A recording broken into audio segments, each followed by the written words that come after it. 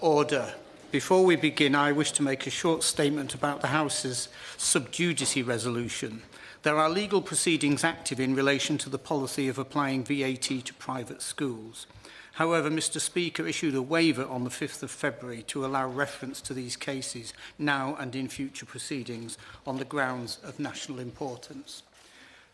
Just for the record, I also wish to point out that my daughter is a teacher in a school affected by the VAT on fees. Just for the record. I now call John Lamont to move the motion. Thank you, Mr Vickers. It's a pleasure to serve with you in the chair. I beg to move that this House has considered e-petition 701268 relating to VAT on independent school fees and business rates relief for independent schools. The subject of the petition has gained over 114,000 signatures in 2 months, and whose lead petitioner, Hugh Beckinsale, joins us here today with his daughter Amelia, someone who will be directly impacted by this policy decision. This petition has a straightforward ask of the government. Do not apply VAT to independent school fees or remove business rates relief. I want to begin by quickly noting the specific statements of the petition. It says that the government needs to understand that not all independent school parents are wealthy, appreciate the benefits of independent schools, and do better due diligence. The signees agreed, and I quote, "This policy will split children from established friend networks, familiar environments, and place the burden and cost on public schools." Mr Vickers, I will build on these points throughout the debate, but these succinct statements get straight to the heart of this issue, and I commend the petition organisers on being so direct and clear. Now let me turn to my own view on this issue. This topic is divisive.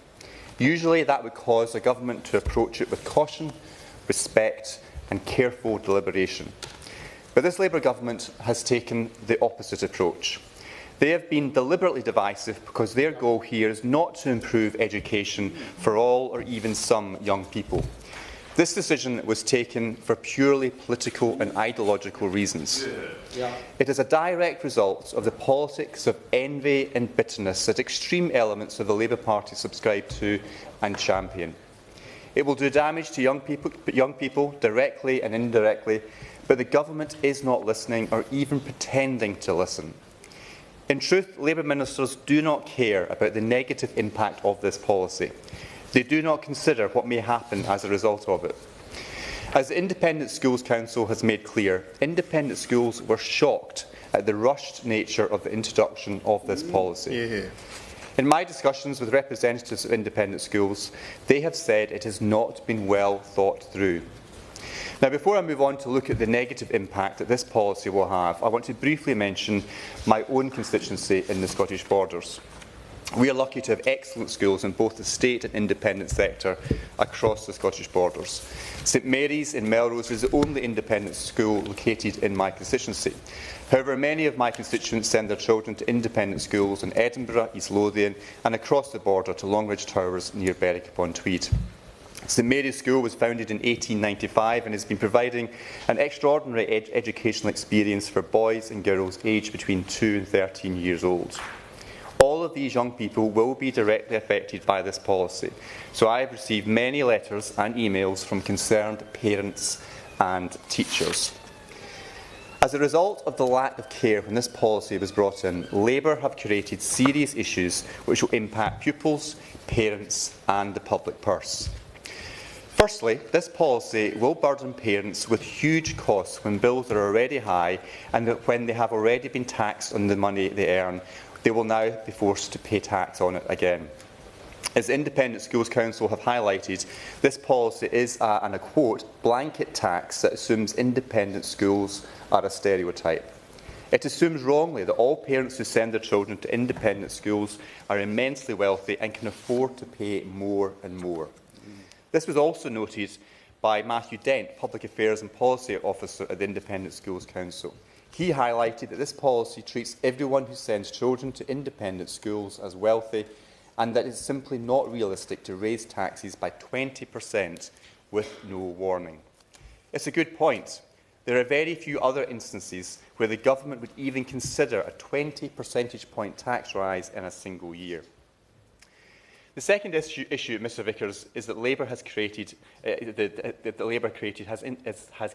the impact on vulnerable pupils who seem to have been neglected entirely.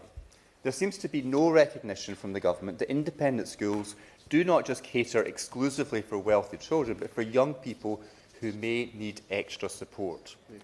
As Independent Schools Council's Chief Executive, Julie Robertson, has said, this policy will cause huge disruption for thousands of families and children, especially those in low-fee faith schools, specialist arts education, single-sex schools, or those who need special needs support. Mr Vickers, the Scottish Council of Independent Schools has also endorsed this point. They said pupils with additional support needs will be affected the most by disruption to their education. This policy will also impact those who are right on the margin of affording to attend independent schools. The ISC claim that around a third of independent school children are not paying the full fees.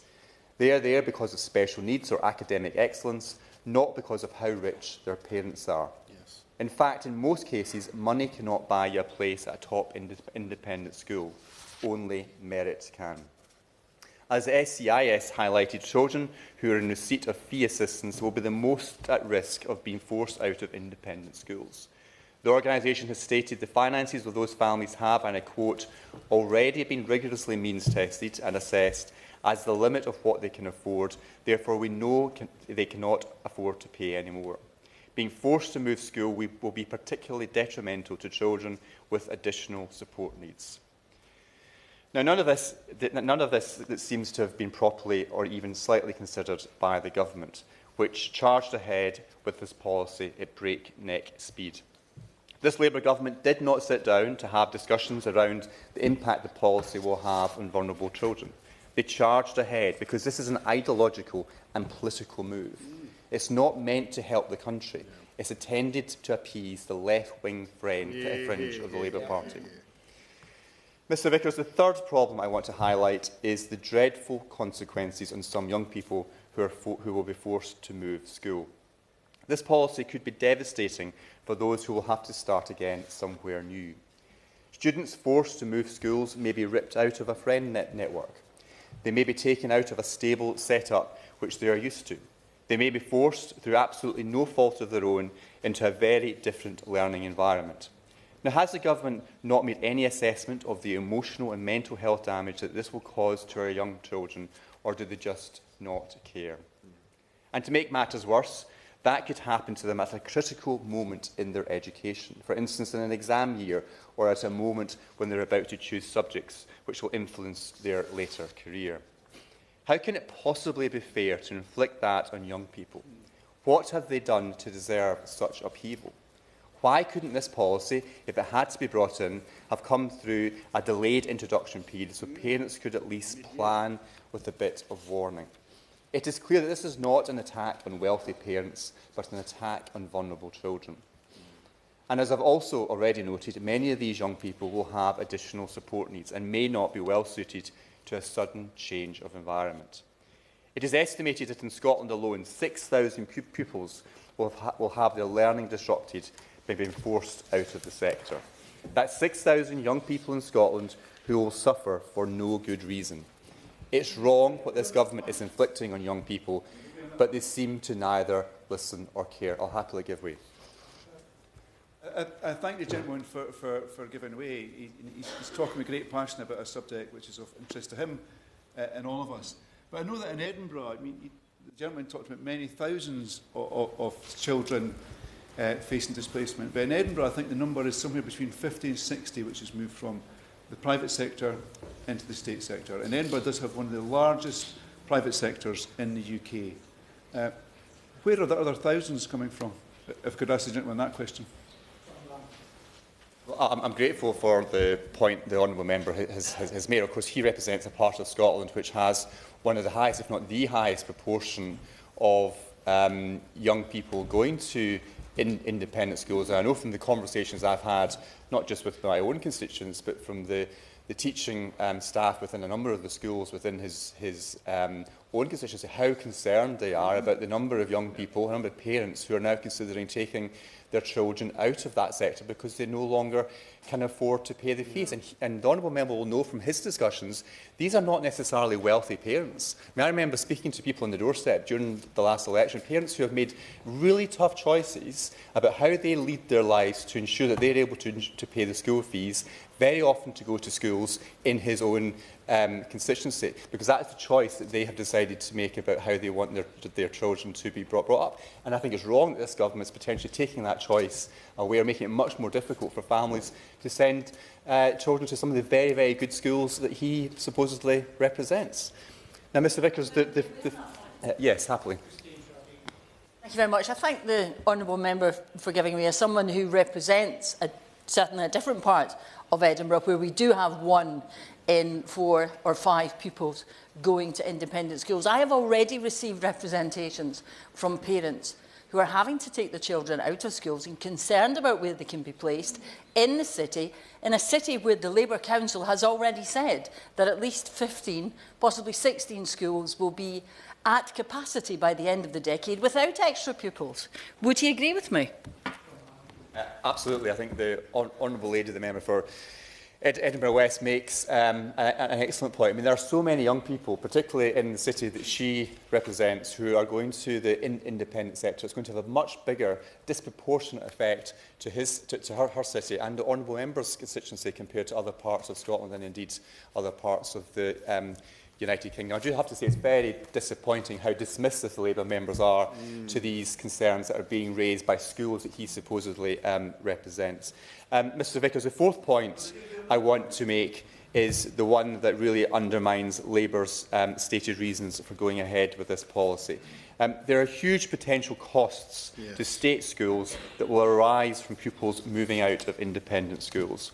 Every pupil that moves from independent school to a state school will incur more cost to taxpayers. Every single one of those students were not costing the government any money, but now their entire education will be met at the cost to the taxpayer. Now, the government thinks it's being clever by raising a tax to support public services without coming to the obvious realisation that they're also raising the cost of providing public services. Just look at the numbers of students. There are 30,000 pupils in independent schools in Scotland alone.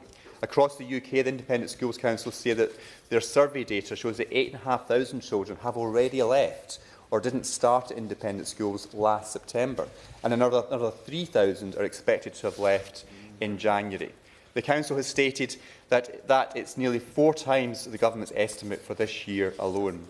And the kicker is that the real test is going to be in September 2025, once this policy really hits parents' heart.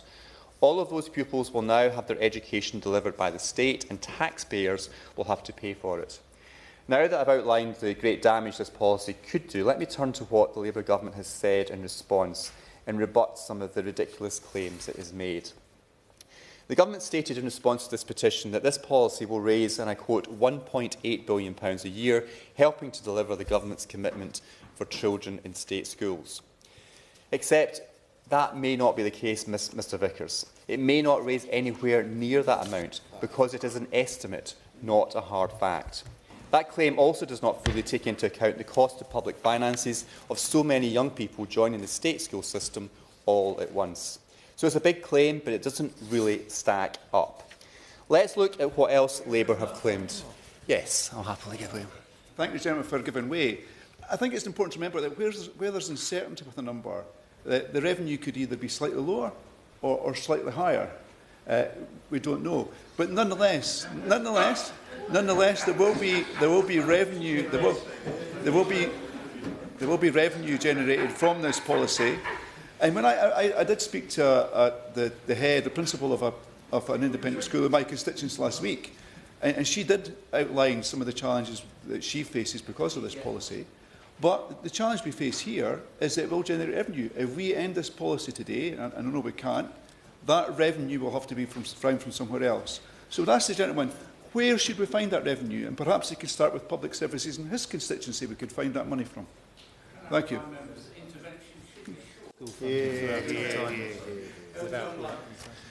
Mr Vickers, of course, the last government increased revenue expenditure in our schools during our time in office. And, of course, if there's fewer pupils going to the independent sector, there's going to be fewer opportunities for the Labour government to charge this VAT charge. So, in itself, it's not going to raise the revenue that is anticipated. And I've been very intrigued from the discussions the honourable member has had with the multiple independent schools in his constituency. If one single school has indicated any support for this policy, perhaps I'm more than happy to intervene on that. I'm more than happy if the honourable member for happily take an intervention if you can name one school in Edinburgh that supports this policy. The honourable member is away. I thank the honourable gentleman for inviting my intervention. What I will say,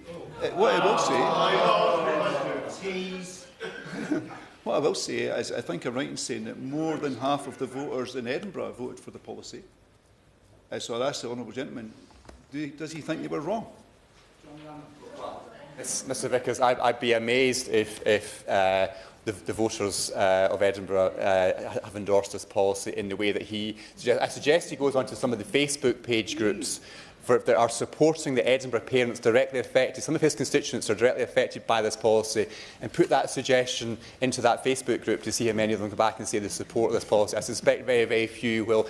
If he pays any attention to those groups, they will know how much animosity there is amongst Scottish parents in Edinburgh about this policy. I'm going to give way to Mr Tice. I'm most grateful to the honourable member for giving way. Does he agree with me that it's quite possible that actually this ludicrous policy raises the square root of net zero? Once you knock off possibly 100,000 children not going to independent schools, once you knock off the recovery of input costs from schools, once you knock off the closure of schools, and once you knock off the reduction in bursaries because the schools can't afford to give them. The honourable member is absolutely right, and that leads me very neatly on to my next point. So let's look at what else the Labour government have claimed. They said ending tax breaks for private schools was a tough but a necessary decision that will secure additional funding to help deliver the government's commitment relating to education and young people. Now, Mr Vickers, again, I want to point out that supposed extra funding is far from guaranteed. This policy is unlikely to raise what has been stated, and it may well incur far greater costs to taxpayers than anticipated too. Let me state plainly, nothing about this decision was necessary. This did not need to happen now or in this manner. It could have been considered in detail with all the repercussions weighed up at the very least. The government also estimates that in the long term, 37,000 pupils will leave or never enter the UK private school sector as a result of this VAT charge. Mr Vickers, that number may also prove to be a nonsense, and if so, the government's entire basis for doing this will fall apart. If the number is higher, the cost of public finances will be higher and less revenue will be raised, which is a potentially vicious double whammy for the Treasury, inflicted entirely by Labour's own design. I'll give way to the honourable lady. Honourable gentlemen agree that this policy was well documented in the 2017, 2019 and 2024 Labour manifestos. So people voting in this election in 2024 were well aware of the Labour's policy in this regard. I think if the honourable lady engages, and I'm sure she has, with the parents affected by this and the schools affected by this, one of their criticisms is the speed and the haste by which this policy has been introduced, and the inability of the schools and the parents to make plans to adjust to this severe tax hike. I can't think of any other example of where a government has tried to increase taxes by 20% in one go, and that is one of the main reasons they are so concerned. The failure to engage, the failure to discuss, the failure to properly understand how this is going to impact, and the perception it's only wealthy parents that are going to be affected by this. Again, the honourable lady will know from her own constituency about people who are making these tough choices about whether they send their young people to one of the local independent schools and making the choices about how they lead their lifestyles and their budgeting accordingly. And I just think it's very, very sad that these young people are going to be disrupted as a consequence of this policy. Now, Mr Vickers, the Government also stated that many of the resulting moves into state schools are expected to take place at natural transition points, such as when a child moves from primary to secondary school or at the beginning of exam courses. That is pure assertion. It's made up. It's fantasy. The Government has no guarantees whatsoever that that will be the case. There is no evidence to suggest pupils will only move at natural transition points. Many parents will be unable to afford the extra bills and have to move them immediately and not at a natural time. As I stated earlier, it could easily be at a critical moment in the child's development. The Government has also stated, and I quote, "These policies will not impact pupils with the most acute additional needs." That is plainly false. It's not even close to the truth. The Independent Schools Council say the opposite. The Scottish Council of Independent Schools say the opposite. Individual head teachers say the opposite. The Government's policy will impact vulnerable pupils with additional needs. It's simply shameful to try and claim otherwise. It's a huge disservice to the many parents out there doing their best for young people who just want a bit more help. Mr Vickers, can I conclude by thanking the petitioner again, and also all those who have signed this important petition. I look forward to hearing from other honourable and right honourable members about their views on this petition. I believe this reckless policy is being pursued for political and ideological reasons. It's not about what's best for the country. It's a move to placate the left wing of the Labour Party. It will cost pupils, it will cost parents, and it will cost taxpayers. It will leave both independent and state schools worse off. Labour promised change. Well, here it is. Change for the worse. Thank you. I remind members that they should bob if they wish to take part in the debate. The question is that this House has considered e-petition 701268 relating to VAT on independent school fees and business rates relief for independent schools. I call Alison Taylor. It is a pleasure to serve under your chairmanship, and can I thank the member for Berwickshire, Roxburgh, Selkirk for bringing this petition to the House today. I would like to begin by saying that I have considerable sympathy for the petitioners. I know there are many reasons why families make the choice to send their children to a private school. I have been contacted by constituents who felt their children's needs were not being met in local state schools, and they felt that they had no choice but to go private. I know too that families make sacrifices in order to be able to afford fees. I have been contacted by families who send their children to St Columba's Junior and Senior School in Kilmacombe in the neighbouring constituency to my own. I know that the new VAT measures, combined with other costs, have led to a 20% increase in school fees from the beginning of 2025. And this is difficult for the families and for the school. I do appreciate that for some families, the speed with which this measure was introduced has been difficult, and not just for the 50 or so signatories to this petition in my constituency. I am encouraged by the extent to which schools have been able to offset VAT on capital charges against input VAT, making the effective increase lower than the 20%. But it's clear other pressures have caused the increase in school fees to be necessary.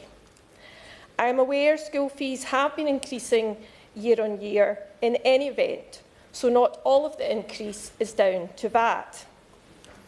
Ultimately, government is about making choices. This government was elected on a clear manifesto commitment to introduce VAT on private school fees.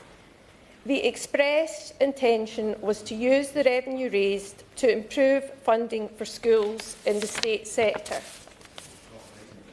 In England, the government has been setting out plans for school rebuilding, introducing breakfast clubs, supporting school attendance and recruiting new teachers, all of which will help to build up the state sector and give pupils in England the best chance of the foundational education that has the capacity to fundamentally change the trajectory of those children's lives. The UK is now the only country in Europe to tax education. Does the honourable member recognise that this policy is about Labour's ideology, not about improving education for all children across our country, irrespective of whether they are in the state or independent sector? I thank the honourable lady for her intervention, and I simply don't agree with that. I would refer to my earlier point that it was in Labour's manifesto in 2017, 2019 and 2024. This is a long-standing policy of the Labour Party. If I understand the honourable lady's point, that because the Labour government now has a stonking majority, that therefore this policy is now approved by the British people. Is she therefore saying that in 2017 they rejected this policy, in 2019 they rejected this policy, and then suddenly in 2024 the majority of the population converted this policy? Or is she really saying what we all know, the British people did not vote for Labour based on this policy, and they didn't understand the effect that it's going to have not just on the independent sector but also on the state sector? I think my point refers to the timing point that the honourable gentleman has been making. I'll carry on. In Scotland, it is up to the national Scottish Government to decide how to use the significant additional funds it is receiving through the block grant. As expenditure in education in England increases, so do the resources available to the Scottish Government. In spite of taxing Scottish families more than in any other part of the UK and receiving the largest increase in the block grant since the Parliament was formed, there is little to show for it in state schools in Scotland. In spite of the incredible hard work of teachers and support staff in schools in Scotland, the attainment gap continues to increase and the standards and results continue to fall. Of course I will. Thank you very much. I agree with the honourable lady that the state of the education system in Scotland is appalling and the blame lies squarely with the SNP. But how does she feel that it will help the state sector to recover by putting extra pressure on it, by forcing parents to move their children to places that don't exist? Well, I think, as again has been well documented, this policy is going to raise £1.8 billion towards the state sector. So I'll carry on. This government has made the hard decisions necessary to improve education for all children, including introducing VAT on private school fees. This is already starting to make a difference in England, and I sincerely hope that the Scottish Government will take a short break from stirring up grievance within the UK and focus their attention on the meeting of the real needs of families in Scotland. Can I just finish up by saying that myself and other members spent all or part of their education in the independent sector in the past, but I have no family members currently in the independent sector. I honestly do not know if the increase in fees would have resulted in different choices for my family given the time that has passed, but my comments therefore relate to what I've been told by parents impacted in my own constituency. Thank you. Damien Hines. As always, a great pleasure to see you in the chair. And I thank and commend Mr Beckinsale and the other 114,948 petitioners, including 611 in my constituency of East Hampshire, for bringing this very important subject to the floor of Westminster Hall today. With all we've heard, you might ask the question, well, why would the government do this? Actually, in the scheme of things, I mean, it is a revenue raiser, but in the scheme of things, it's not the most enormous revenue raiser, and it is causing all sorts of disruption already and will be more in the education of children. So why are they doing it? I mean, I think the answer is fairly straightforward. They genuinely were in the market for tax rises, and tax rises that didn't break their rules. They'd set themselves on income tax, on VAT, and with a cough, national insurance contributions. And when looking down the list, this one looked quite popular. Certainly quite popular with Labour members, certainly very popular with the left wing of the Labour Party, and I think they thought it could be sold quite easily to the British public. Also, they could link it to definable things. They could link it to the provision of breakfast clubs or mental health support or recruiting 6,500 teachers. Now, none of those things, Mr Vickers, is new. There are already breakfast clubs in literally thousands of schools supported by state funding. As far as I can tell, their programme for mental health support just continues the programme for mental health support of the previous government. And recruiting 6,500 teachers to the state sector is a material slowdown compared to the previous 5 years, the number of teachers that was recruited then. And they will have calculated that many schools, they believe, will absorb this increase. They think, yes, okay, some families may be priced out, but they think it's going to be a relatively minor number, and anyway, it'll be massively outweighed by the revenue. And anyway, and we've heard this line so many times from a government spokesperson, in any case, there are so many places free, empty, in the state sector that they can be very easily absorbed. Now, many of us on this side of the House think that taxing education is just wrong in principle. Hear, hear. We value diversity and we believe in the sanctity of parental choice. But from a Labour point of view, with everything I've just listed, so far, so good. But, Mr Vickers, I think they made 5 crucial errors. The first was that belief that schools might be able to absorb such a tax increase. Now, economists know, and there's one thing we know about the Chancellor, Mr Vickers, is she is an economist. Very definitely. And periodically she reminds us. And economists know that when you get an increase in an indirect ad valorem tax, that does not get absorbed fully by the producer. It gets shared between the two, between the seller and the buyer. And with a tax increase of this degree, 20% added to the price of a service, clearly that is going to be very difficult for any organisation. But in these organisations, schools, they just don't have those kind of margins to fall back on and to be able to absorb such an increase. And to the extent they can absorb the increase, they can only do that by cutting their service to those families, and so therefore increasing the displacement effect of children from the private sector to the state. The Honourable Lady. Does the Honourable Gentleman agree, though, that they can offset some of the VAT against their... Yes, I just said so. Yeah, but so it's not 20% then, it's closer probably to 15%. Well, I'm coming on to that. I'm grateful to her, so you can keep teeing me up. Because the second error, Mr Vickers, was to fail to consider the cumulative effect of all the different cost pressures being added onto schools. So as well as VAT, there's also business rates, which is referred to in this petition. There is also, and by the way, before somebody says it, this was the previous government that brought this in to come in for this year. There's also the increase in the employer contribution for the teachers' pension scheme, which is material for schools in that scheme. And now, of course, we have employer national insurance contributions as well.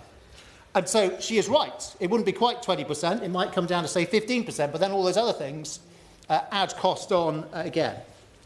The third error that they made was to ignore the existence of geography. So there may well be thousands and thousands of places available in the country, but they are utterly worthless from this perspective if they're not in the places, and by the way, also in the right ages for those children who will be displaced. And overall, this is a great simplification, but overall, the effect of this in primary schools will be relatively small, because we know there is a lot of capacity in primary schools in most parts of the country. Not quite all, by the way, but almost all. But in secondary, there are lots of places where there just aren't enough places to accommodate significant numbers of children being displaced from the private sector, places like Bristol and Bury and Salford and Surrey. Their fourth error was to fail to segment the market. And it's cheap, by the way, the media do this as well. Whenever there's a story about this topic, it is always accompanied by a picture of children in exotic headwear, as if if only wearing a boat or a top hat, that was the only type of private school that was available. Now, it is true that there is probably plenty of VAT to be had from the parents of boys at Eton. And the elasticity of demand is probably really quite low. They will also, by the way, those famous old schools, they will also benefit disproportionately from being able to reclaim VAT on capital. So that is actually a benefit towards them. But what they've ignored is the existence of another set of a tranche of schools. So if you've got a low-fee faith school, the VAT you make per child, I say you, this is you, the Exchequer, the VAT you make per child is somewhere between £500 and £1,000 a year. But for every one of those children displaced into the state sector, that's going to cost you £7,000 or more. And it's even higher again if you talk about children with special educational needs or disabilities, who in many cases their parents they've just found the place that can accommodate that child, can cater to their needs and where that child is happy. And in many cases, obviously parents are making huge sacrifices to fund the fees, but they are doing it willingly. And for some of them, not all of them, but for some of them, this is just going to push them over the edge. They're not going to be able to afford to do it anymore. And the cost per child now for those children into the state sector is that much more. And there's even the extreme case, Mr Vickers, where parents may not be able to afford to send them any longer to the school they've been going to, which might be very expensive, and goes to the local authority, gets an education, health and care plan. And the local authority deems that they have to go back to the same school, but now paid for by the state, and possibly paying for their transport to get there as well. And finally, the fifth error they made was to ignore the effect on specific groups of children, specific families, who we should be seeking to support and encourage. For example, with the continuity of education allowance for our armed forces, and there's been a partial mitigation there. And in the music and dance scheme, the talent of tomorrow, driving forward our creative industries, where there's also been a partial mitigation, but only for families with a household income below £45,000. Overall, Mr Vickers, and it's been said already, this change makes our country an outlier, almost unique in the world, in putting a tax on learning. And it isn't levelling the field as a result between the state and the private. What it's doing is it's making private schools more exclusive than they were before, and therefore widening that divide. It risks losing teachers from the profession. And the biggest effect of all, it's going to make class sizes in state schools bigger, fill up more state schools, and therefore, in the end, make it less likely that as a parent, you get your child into the school of your choice. Now, this has now happened. It happened in January. It is done.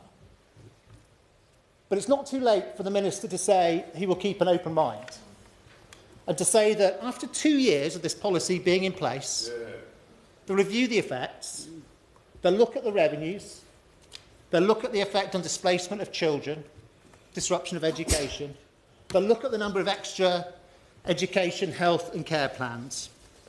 And if it turns out that those effects have not all been as they expected, will they reverse it? Thank you, Mr. Vickers. It's a pleasure to see the newly minted Minister in his place. I think the first time I'm in a debate with him, and it's a pleasure to follow the right honourable gentleman who was the Secretary of State, who I sometimes see on the district line because we head the same way. I rise to speak on behalf of my constituents who've contacted me on this issue. That they turn up in my inbox, in person at the advice surgery that I do every Friday, on the doorstep, the meeting and greeting voters in the recent general election. Comes alongside an array of different issues raised by mums and dads. And, you know, I'm familiar with the arguments. I've read the government's response. Very compelling figures. 94% of school children in the UK attend state schools, including my own. And I know it polls very well as well. However, it's just that of those 6%, 14 of those private schools are in the constituency of Ealing Central Acton. There were 15, in fact, in 2023. One has closed its doors since then. So I just wanted to sort of vocalise some of their concerns to my honourable friend, the Minister. So, yeah, it's a higher than average number, 14 of these schools. 821 people signed this petition. Now, that's not even in the top 10. So if you look at the heat map, the top 10 seats, it's over 1,000 in all of those, and they tend to be, I think there are 2 in Surrey, but of the remaining 8, they tend to have a W, NW or SW postcode. So I think what I'm trying to say is it's a fairly West London type phenomenon, if you look at those signatures and where the distribution of these schools are. And in fact, if you look at the 650 constituencies across the land, the first one on the list, I think it's single digits. It's a seat in Wales, starting with A, Aberconwy or somewhere like that. So, this is not a phenomenon everywhere, but in West London, it's not that unusual. The honourable gentleman who I can see opposite me, his high school, not very far from my high school in my constituency. So I was a Notting Hill girl. I know he was a St Benedict's back in the day pupil. The minister who's often sent to respond to this debate, my neighbouring MP for Ealing North, his prep school, Durston House, in my seat of Ealing Central and Acton. So I do feel we shouldn't demonise these parents. They're, in some senses, people that I've grown up with, live alongside, and they do have genuine concerns. So, I mean, as I say, myself, as a parent, I would never dream of going private, but I can understand and accept that people do this. And certainly in the 80s, when I went to school, this was before sort of reforms of a Labour government that have made excellent state schools too in my constituency. So in the 80s, that was the dark days of Thatcherism. So my parents chose to put me, I was a state sector for my primary, Montpelier Primary. But, as a parent myself, I have benefited from Gordon Brown's reforms, the Child Trust Fund. I think it came to maturity for my son recently. It did go up in the end. It was the one that could go up as well as down. That's not. So I myself have not used this sector as a child, as a parent, as a child. I did. It wasn't my own choice, but I can completely appreciate that people like my own parents at the time make, and my honourable friend mentioned it as well, enormous sacrifices to send their children there. And I've heard this on the doorstep. We have the worst car. We never go on holiday. That was me in the 80s. So look. The government response asserts pupils... So I just wanted to point out some unintended consequences, possibly, of this policy, just to make my honourable friend aware. And also, the other thing is these are people who consider themselves working people. So again, the strapline of the Labour manifesto was no taxes on working people. So I think we should be careful with our rhetoric sometimes and not seek to... Hang on, let me carry on. So look, just unintended consequence number one, or in fact maybe commonly misstated thing, is that pupils with an education, health and care plan still remain eligible. It is impossible in West London to get one of those. So, for example, we've all taken on new wards in our boundaries.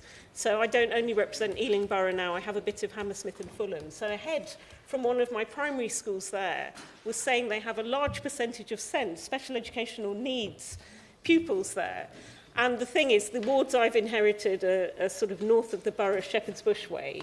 So apparently, by the age you come to school and these issues show up, it's kind of too late. Whereas if you're a sharp-elbowed middle-class parent from the south of the borough, you might have had your child at a very young age done through a private assessment, and you have all that support all the way through.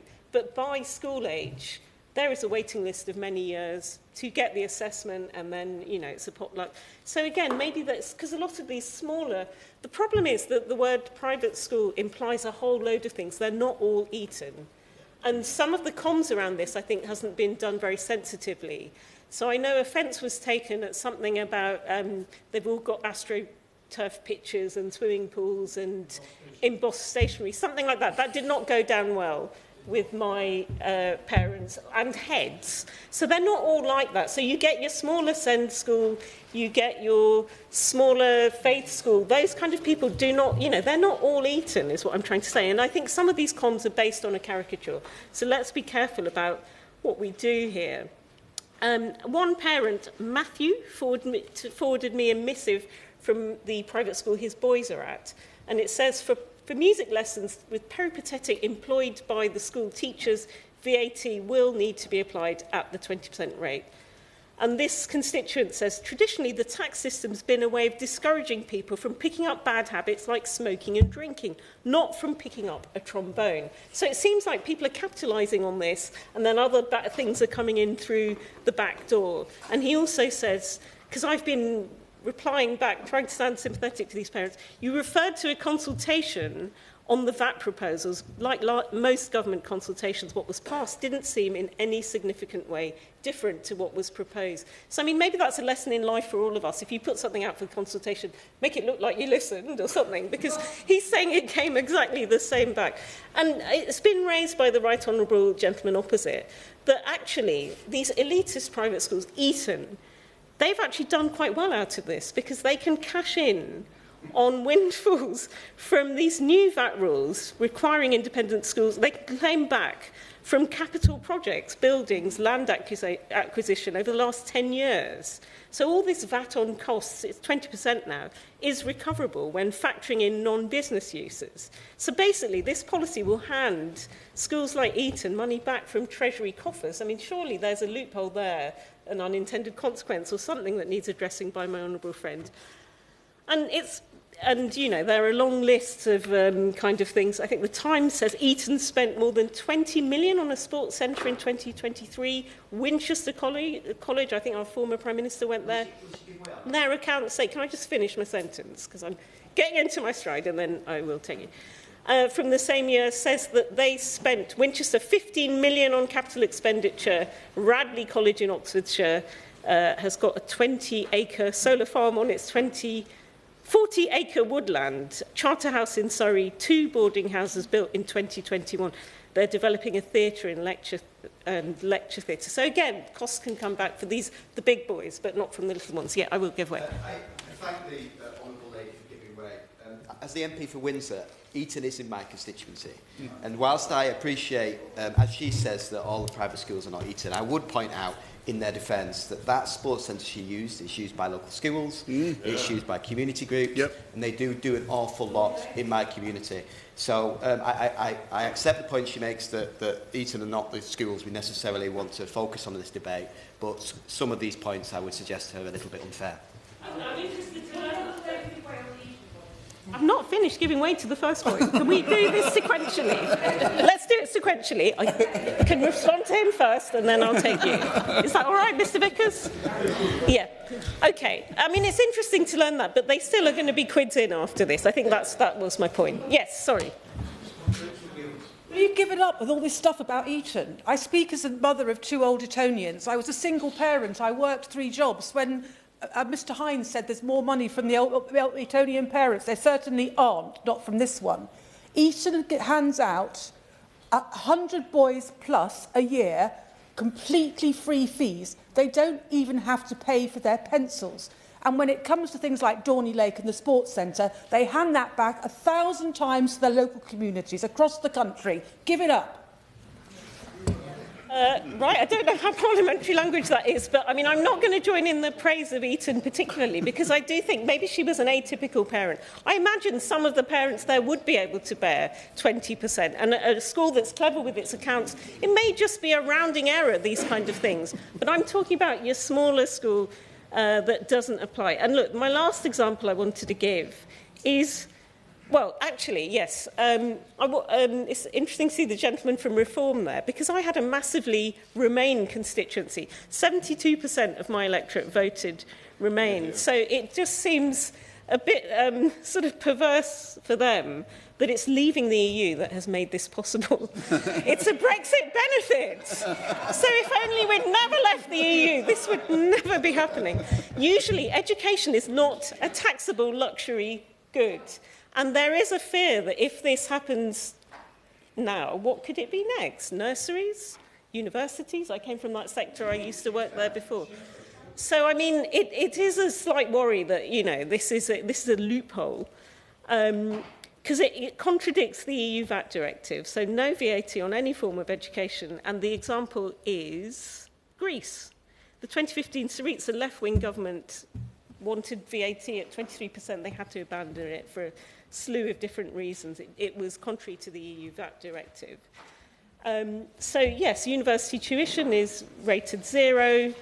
And there is a worry from my friends in the sector there who will say you're lucky to have got out when you did, because they're closing so many departments in university departments in the UK, that, you know, what could be next. So I hope my honourable friend can assure me that nurseries, universities are off limits. So look, I mean, what I want to say really is that my worry about this, I mean, we've heard all these things that schools are going to close. We've heard a lot of catastrophising. It remains to be seen whether those things will come to pass. One of mine has gone in 2023. But my worry is it will just make an elitist system. It will make an elitist system more elitist. And the government say in their response, ending tax breaks to private schools was a tough but necessary decision. I mean, could there be, when this growth comes, I don't know, could there be a way of undoing it or something? I know it was a very clear policy in many manifestos, so I understand it's not all going to be undone now, but let's think a bit creatively. Yeah, all right. For giving way, what does she expect her government and party to do then, if she doesn't think they'll give way on this point? Well, I mean, what I would suggest is possibly doing it on a turnover basis. So for your enormous schools that can afford it, yes.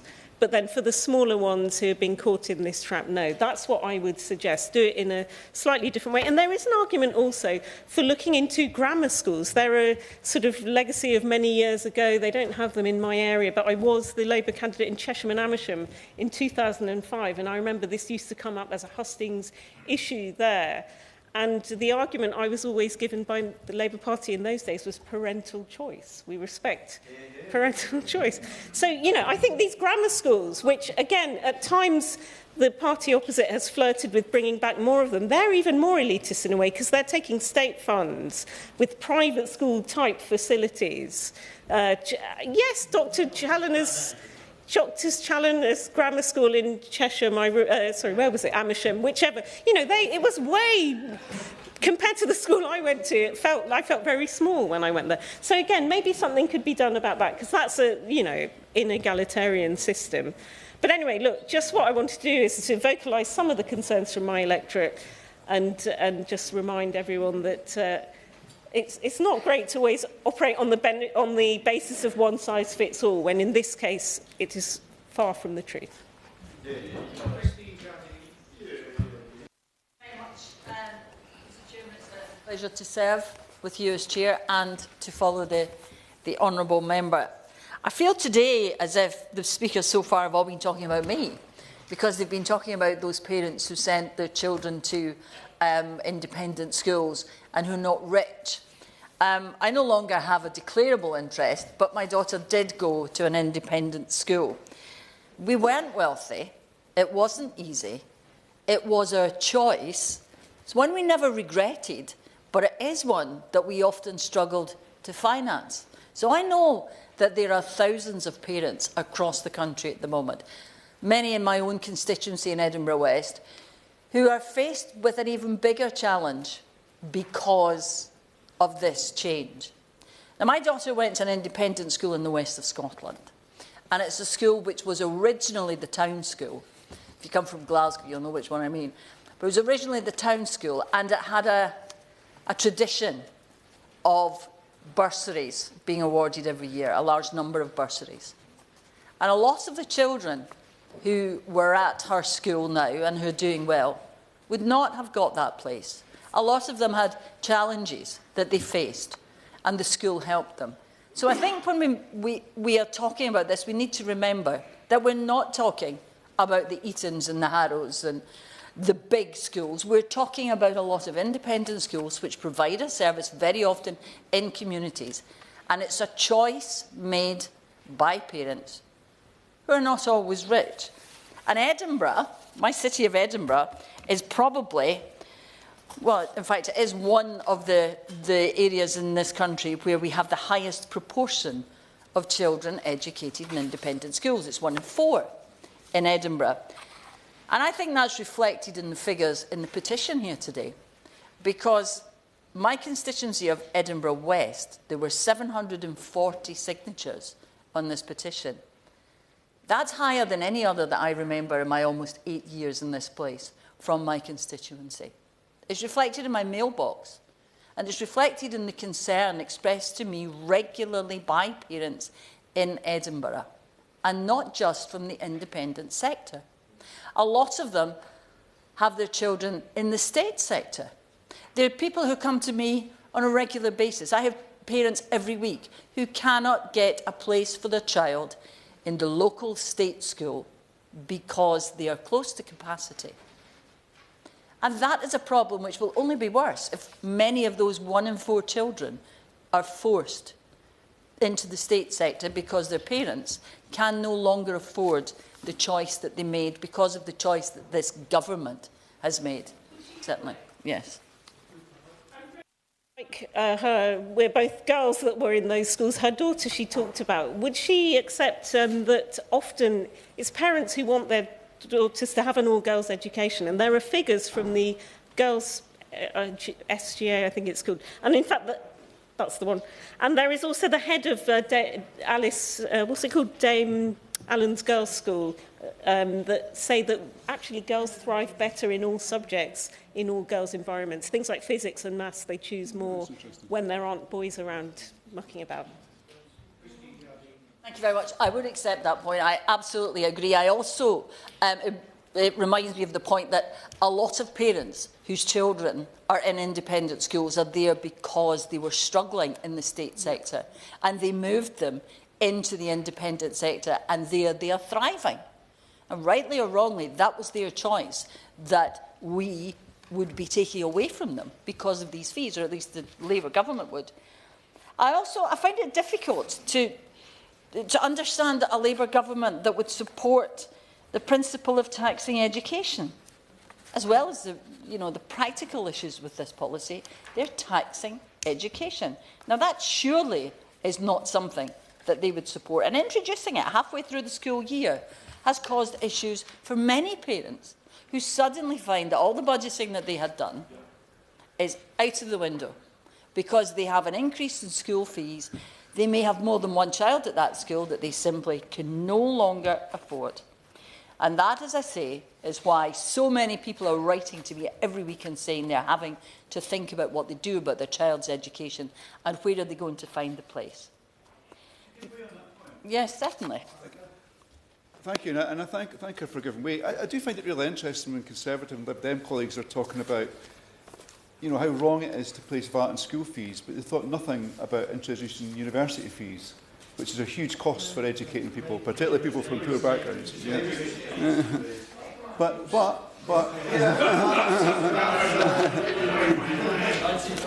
well, the massive rise in tuition fees.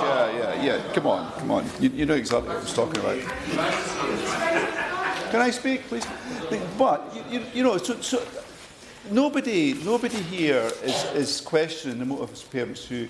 Every single parent that sends their children to an independent school wants the best for their children. Nobody here is questioning that. But what we are questioning is if we were to scrap this policy, what would we cut instead? And I'm just not hearing this. So this policy will generate additional income for the Honourable Lady's constituency. Where does she want it to be cut from? And what does she say to the majority of people in Edinburgh who voted for parties who supported this policy? Thank you. Like the Honourable Member for Berwickshire, Roxburgh and Selkirk, I would like to see the evidence that half of the people in Edinburgh voted for this policy, because I have to tell the member from Edinburgh South West there are 311 signatories to this petition from his constituency. More than half of the people in Edinburgh West voted for me. So where he's getting this figure, I really would like to see where this figure that parents in the city have voted for this measure. And I'd like to ask him where he thinks Edinburgh Council is going to find the places. The City of Edinburgh Council is going to find the places when its own figures produced by a Labour administration before this policy was announced showed that 16 schools in the city will be at capacity by 2030. And the problem with that is, where there are places, They're not in places that are convenient necessarily for the children who will be forced to look for a new place in school by this policy. So school rolls, I'll make progress if that's okay. State school rolls already are stretched in Scotland because of the SNP cuts to local government. And this can only make it worse. An honest point of... Yes, certainly. My goodness me, I mean, I thank Ronald Reagan for giving way. I mean, this policy, if it does generate that 1.8 billion, which we heard about earlier, if it does, it could generate more. It should benefit schools in Edinburgh, of course it will. An honourable lady made reference to school roll analysis before this policy was introduced. She did stress that. Since then, there's been an update of that policy, and it shows there's more than adequate capacity in Edinburgh, particularly as we only have 55 students moving from the private sector into the state sector. She is well aware of this analysis. I thank the honourable member, and yes, I am aware of this analysis, and it does not show a healthier figure. My point in saying it was before is that the instant this government came out with this policy, the Labour Council went back and redid the figures. No, I didn't say that. But what I will say is that state schools across the country are stretched. And this £1.8 billion, if he's insisting it's going to go to Scotland, perhaps his ministers can tell us how it's going to get to schools in Scotland, because they have no power to put that money into the state education in Scotland. But this is a national policy. This is a policy which is affecting families up and down this country. This is a policy which is putting more pressure on the state education system everywhere, from Caithness to Cornwall. It's not just about Edinburgh, it's about the entire country. I am here to speak on behalf of my constituents, but I feel that their fears are reflected elsewhere in the country.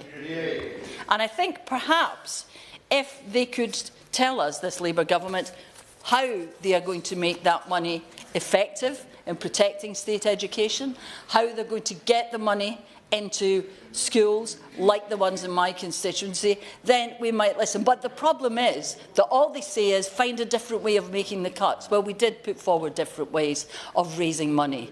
There are ways they could have raised money by reforming capital gains tax. Yep. There are ways they could raise money by putting a tax on social media platforms to raise money for schools, which we suggested. So the alternatives are there. And what they wouldn't be is a tax on education, an ideological-driven policy which has been ill thought through and didn't take account of the unintended consequences. It's a pleasure to serve under your chairmanship. Can I first thank the member from Berkshire, Roxburgh and Selkirk for actually presenting this petition. Out of the nearly 115,000 petitioners, I have 500 from my constituency, South West Hertfordshire. Education has always been a really important part of my purpose of coming to this place in all the years, 21 years of elected office, because I know education can change people's potential. I'm lucky enough to be brought up in this country, educated very well, school and university. As others in the House will be aware, I'm dyslexic, and I was not diagnosed with my dyslexia until my mid to late 20s. And I take that as a reflection of the excellent education I was able to benefit from. My concern at the moment, though, is this new Labour government has come in with a strong mandate from the electorate, but I think they're rewriting the terms on how they got that mandate.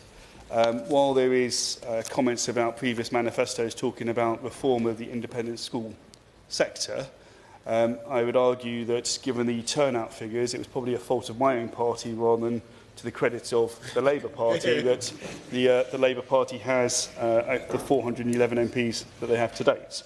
And I look forward to the next general election for those roles to be reversed. The concern I have specifically with the proposal on independent schools is, and as others have mentioned, is the policy of taxation education. This, for me, is a dangerous policy. Others have described it as a policy of envy. While we have spoken about the VAT, there is also the reform of the charity status of independent schools and therefore the consequences of business rates. This government, and it's a pleasure to see the Treasury Minister in his place, because I think it's actually a more financial question rather than education policy one, is about the potential revenue generation of this policy, but actually, for me, the wider conversation about supporting the wealth creators and driving economic growth.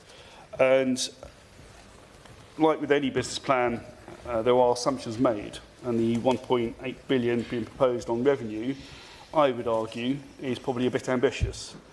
I say that based on two things. The first is that the policy was introduced mid-term, so the beginning of this calendar year, and it did not allow families to adjust. There was no element of transition.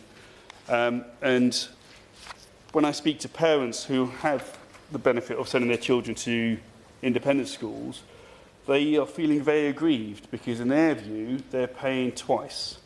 Firstly, by subsidising the rest of the state sector, because then their child is not using their place because they are paying instead for a place at independent school. But secondly, and as someone has spoken about SEND before, my biggest concern is about the SEND provision in the state sector. Hertfordshire has had failings over many years that I know the County Council are working hard on to resolve, but part of that has been subsidised and supported by the excellent private schools I have in my constituency, Merchant Taylors and the Royal Masonic School for Girls being two of them, which means that actually where those parents are able to, they've been able to send their children to independent schools to make sure that they get the support they need in a typically smaller class size, that actually if they were reliant on the state, there would not necessarily be the provision. And if they weren't able to afford it, the timeframes involved with getting ECHP that's been referred to earlier can potentially be years. So you are fundamentally destroying the life chances of children who could have been me 30 years ago, 35 years ago. And that causes me worry. The government's own impact assessment admits that the education tax will impact girls more than boys, as there are a greater number of single-sex private schools for girls than there are for boys, who have less of a financial background and longevity of being around. With the pressure that this tax would place on single-sex schools like the Royal Masonic School for Girls in my constituency, I am concerned about the impact that this tax would have on the excellent work that has been done by the private sector to lead the way on ensuring a high quality of education for girls, particularly in STEM and other underrepresented fields. This tax will not just impact those children who are educated in the private sector and the children who will feel the impact of increased pressure on the state sector, but this will also greatly impact this industry and those employed within it.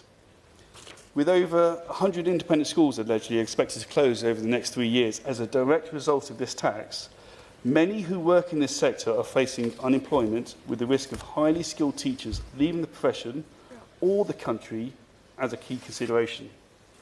One of the main drivers for communities and successful families staying in this country when we live in a global world is family links, but it's also education standards. And I would argue that actually middle-class parents, who are typically those generating economic growth and employing people, are now considering actually leaving the country and homeschooling or private educating their schools in other parts of the world, because in a modern world, and especially with the government's drive for increased airport capability, it would mean that actually moving back and forth from the Middle East or other parts of Europe would be less burdensome than the increase in taxes and costs associated with the private schools that this government is suggesting. If children are forced to move to a new school within the school year or at key education stages, this will greatly disrupt their education and could cause long-term damage to their prospects.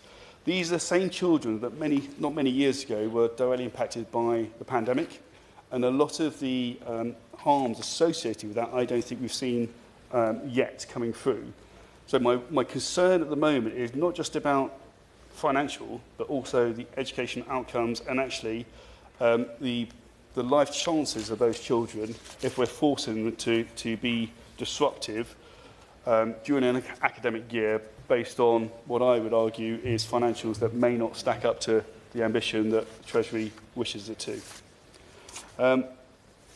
The government's own impact assessment admits that the disruption will be caused to the education of SEND pupils, hurting progress in their education and the opportunities and resources available to pupils in the state sector. This was also put more pressure on local authorities who are already stretched to their capacity, and I refer to Hertfordshire County Council earlier. My right honourable friend mentioned faith schools and art schools. In my old constituency, South West Hertfordshire, we had world-leading schools of both types. And while I'm not their representative today, and others in the House do have that honour, I am sure they will be having meetings where their constituency MPs saying, actually, the ability for us to attract world-class pupils and be world-class artists and successful in the years ahead will be greatly diminished by this government's decision on this. The questions I have for the Minister, and I'm glad it is a Treasury Minister rather than an education one, because we've all been in education debates before, is being brave. At what point would the Minister look to actually reverse these decisions? There was talk about a review in 2 years' time.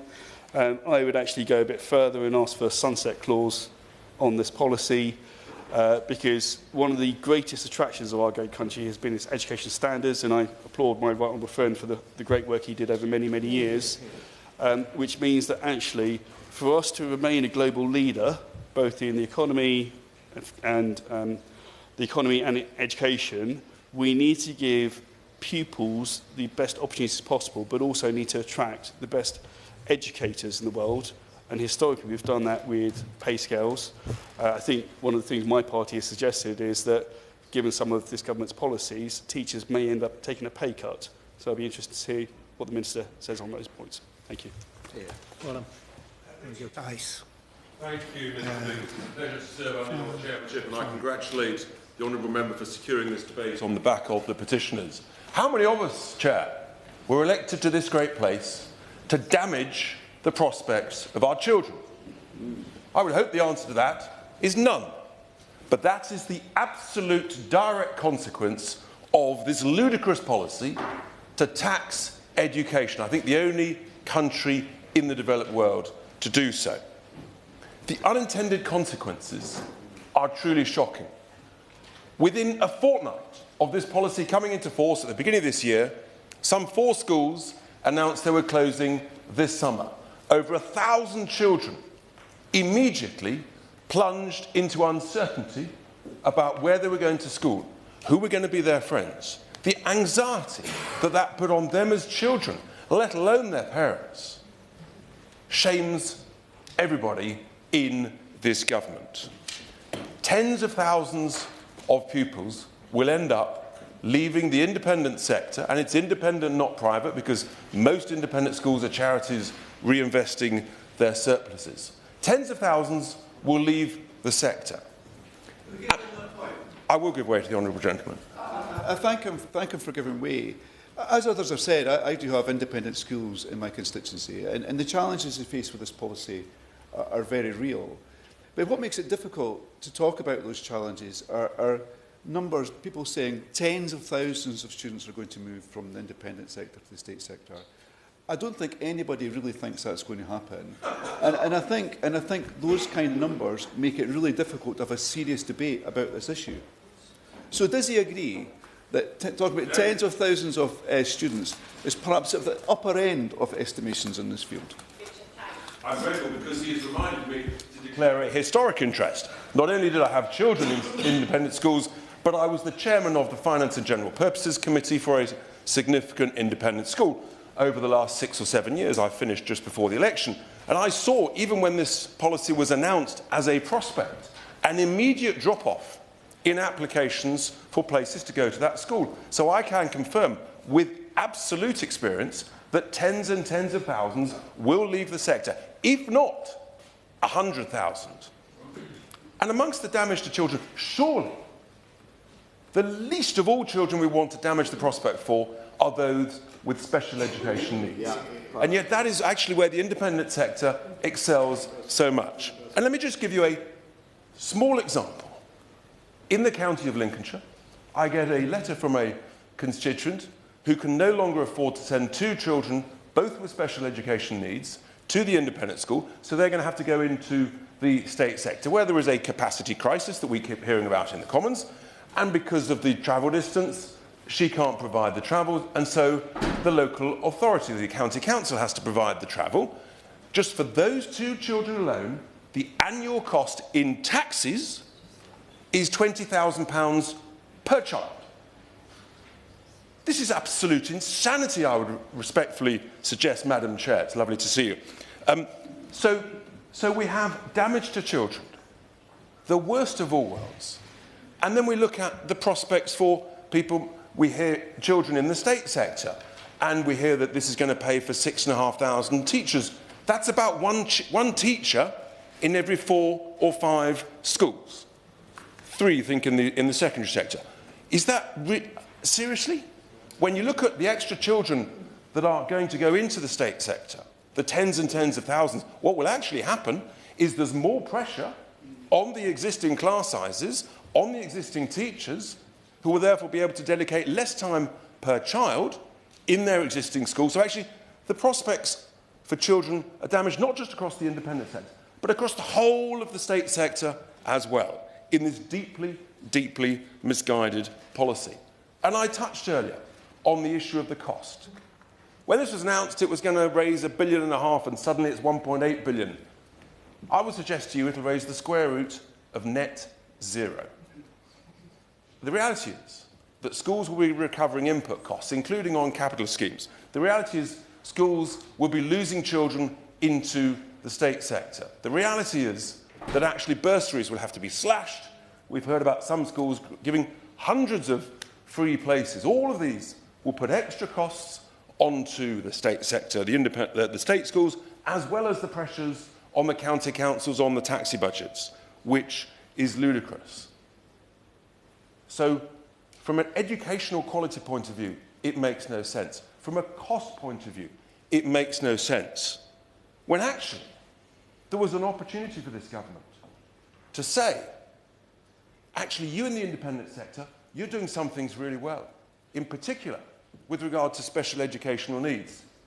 So we'd like you, the independent sector, to help us a bit more. Share some of your expertise. Can you take some more places for special education? That was the opportunity, and I can tell you the independent sector would have welcomed that request and that ask with open arms. Share expertise with local schools. That would have been the right thing to do to improve the prospects for everybody.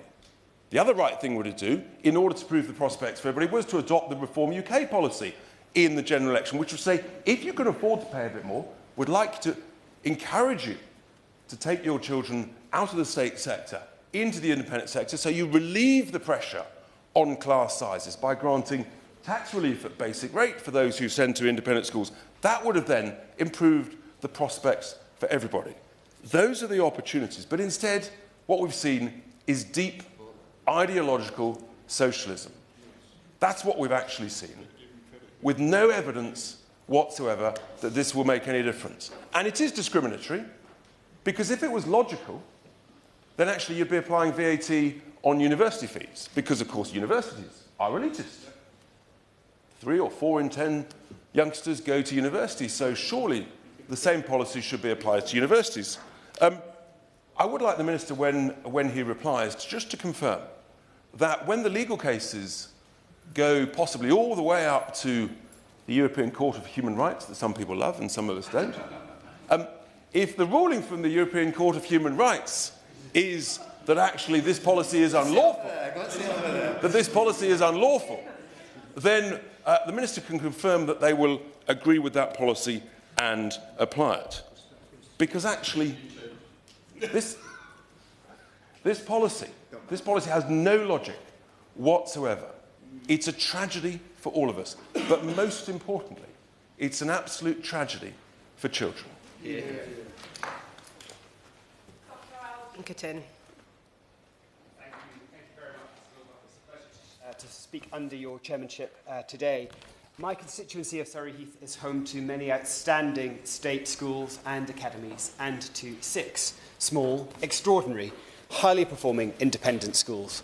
Hall Grove, Lyndhurst, Coworth Flexlands, Woodcote House, Knoll Hill and Fernway School. It's quite possible that none of you have heard, no honourable members have heard of those schools. They're not necessarily the big names, but they provide extraordinary educations to an extremely loyal following. They not only provide excellent educations, they also provide essential support, catering to a wide range of educational and pastoral needs. For children with special educational needs and disabilities, they offer tailored learning environments with small classes, dedicated learning assistants and specialist therapies that parents would otherwise have to battle to access through Surrey's appalling state system, and very often unsuccessfully so. But beyond those academic provisions, those schools also foster a nurturing environment that prioritises well-being. And that's particularly crucial to children from military families, who rely on those schools for stability and continuity of education amidst the turbulence of frequent relocations and parental deployments overseas.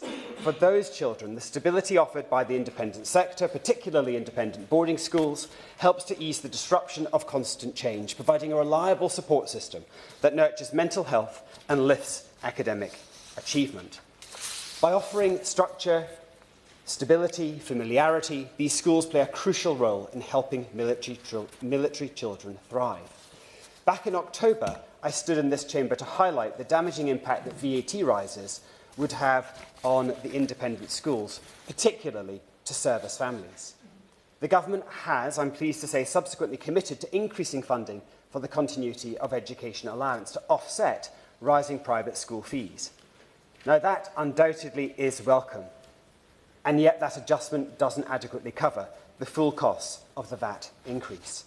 As the RAF Families Federation has pointed out, military families receiving continuity of education allowance for private schooling are required to provide and contribute a minimum of 10% towards tuition fees, with rising school fees that by necessity reflect inflationary pressures, plus business rates, plus national insurance increases, plus this new VAT imposition.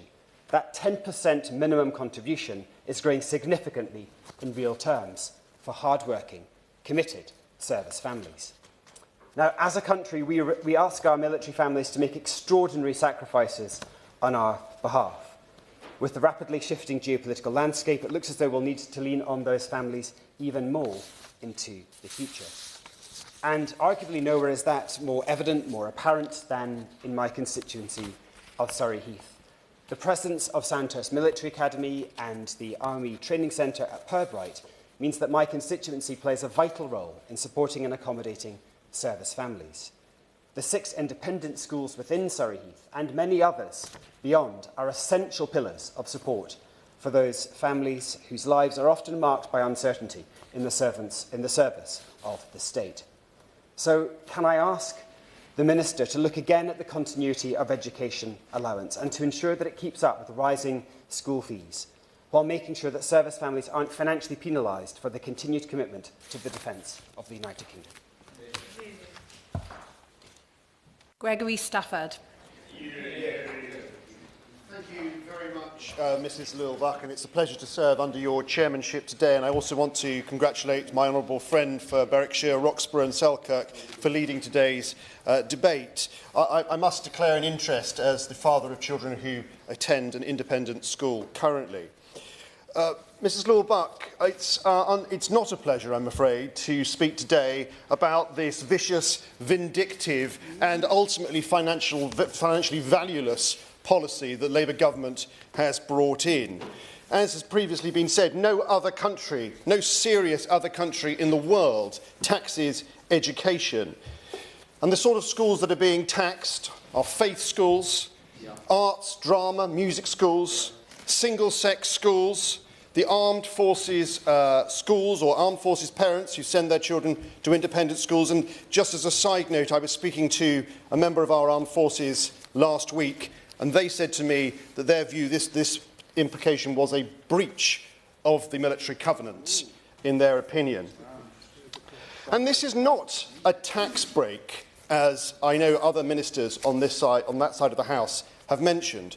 Tax on education has never been levied in this country, and therefore this is an additional tax on education. It is not a tax break. And as other honourable members have said, actually parents who make the sacrifice to send their children to the independent sector are saving money for the state sector. Now, across my constituency of Farnham, Borden, Haslemere, Liphook and its surrounding villages, we are very lucky to have 11 excellent independent schools catering to both junior and senior pupils. But unfortunately, only last Friday, we discovered that one of those schools is going to close at the end of this academic year. The Royal School in Hindhead has been a cornerstone of education since 1840. It was formerly the Royal Navy School, and it was specifically set up to educate girls. The founder specifically had the ambition for girls to become independent members of society, an absolute pioneering school in this case. And as other honourable members have said, girls, single-sex education has worked wonders for girls in terms of their educational but also their social mobility. Now, the school has become co-educational more recently, but as my honourable friend from South West Hertfordshire said, this is a real problem. And while I recognise that the school did have ongoing financial difficulties, it is deeply unfortunate that the Labour Party's policies on these low-fee schools, those charging around £3,000 per term, seem to have been the final blow to the long-standing viability of that school. And the Royal School has not only been a significant educational institution for generations of pupils, but also a key part of the fabric of our community, employing people, helping the state sector with areas that they can't produce. And so I'd like to take this opportunity to express my sincere gratitude to the dedicated teachers and staff who've worked tirelessly over the years, and to acknowledge the sense of loss felt by all of us in the Haslemere community. However, it's equally important to highlight the profound impact that this closure will have on the parents and families who are now faced with the difficult task of finding alternative provision. Now, take Mr. Chancellor, who spoke to my office only this morning. He's a single father of an adopted child. Mr. Chancellor took the financial strain of the fee-paying place at the Royal School to allow him to drop his child at school and know that between the hours of 7:45 and 5:30, his child would be cared for, fed and looked after. And this allowed my constituent the flexibility of extra time to work on his small business. This is the sort of impact that is happening to local people, hard-working people, that this Labour government professes to want to support. Families like Mr. Chancellor's will either have to seek places in other independent schools or, regrettably, be forced to turn to an already overstretched and underfunded mainstream education system.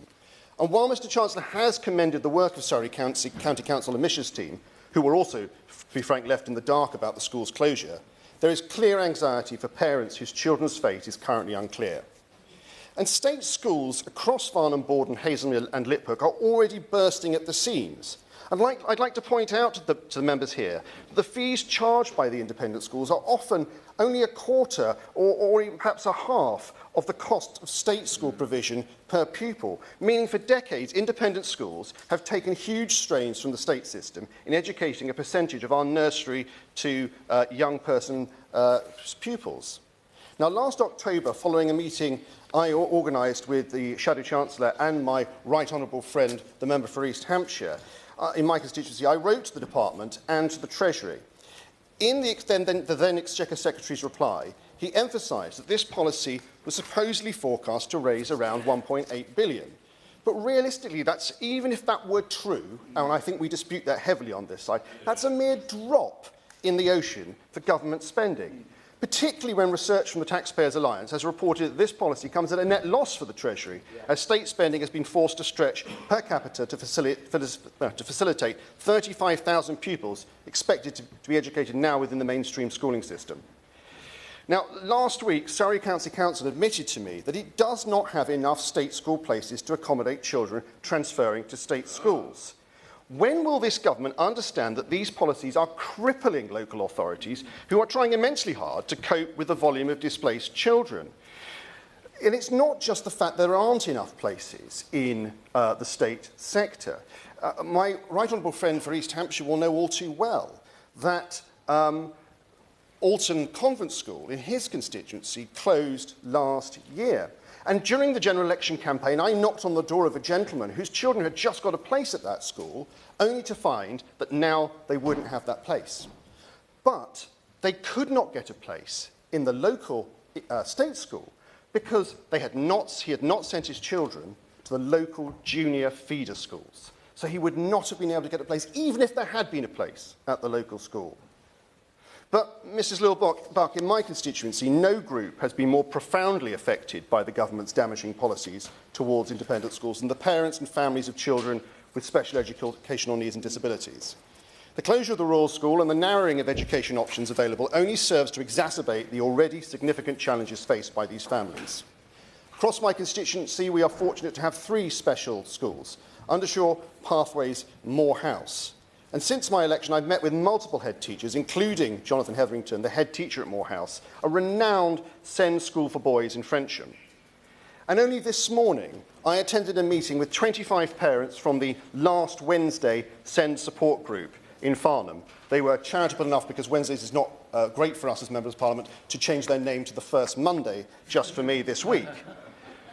I joke, but actually, one lady was in tears this morning about the impact that this spiteful policy is going to have on their child. Many are going to be forced to navigate a new school, new academic curriculums, all while receiving little to no support without a formal EHCP. And some of my constituents across both counties in Surrey and Hampshire are having to wait 24 months to receive their EHCPs. And between 2019 and 2024, the uptake in EHCPs in Surrey was 63%, and in Hampshire, 93%, both well above the national average.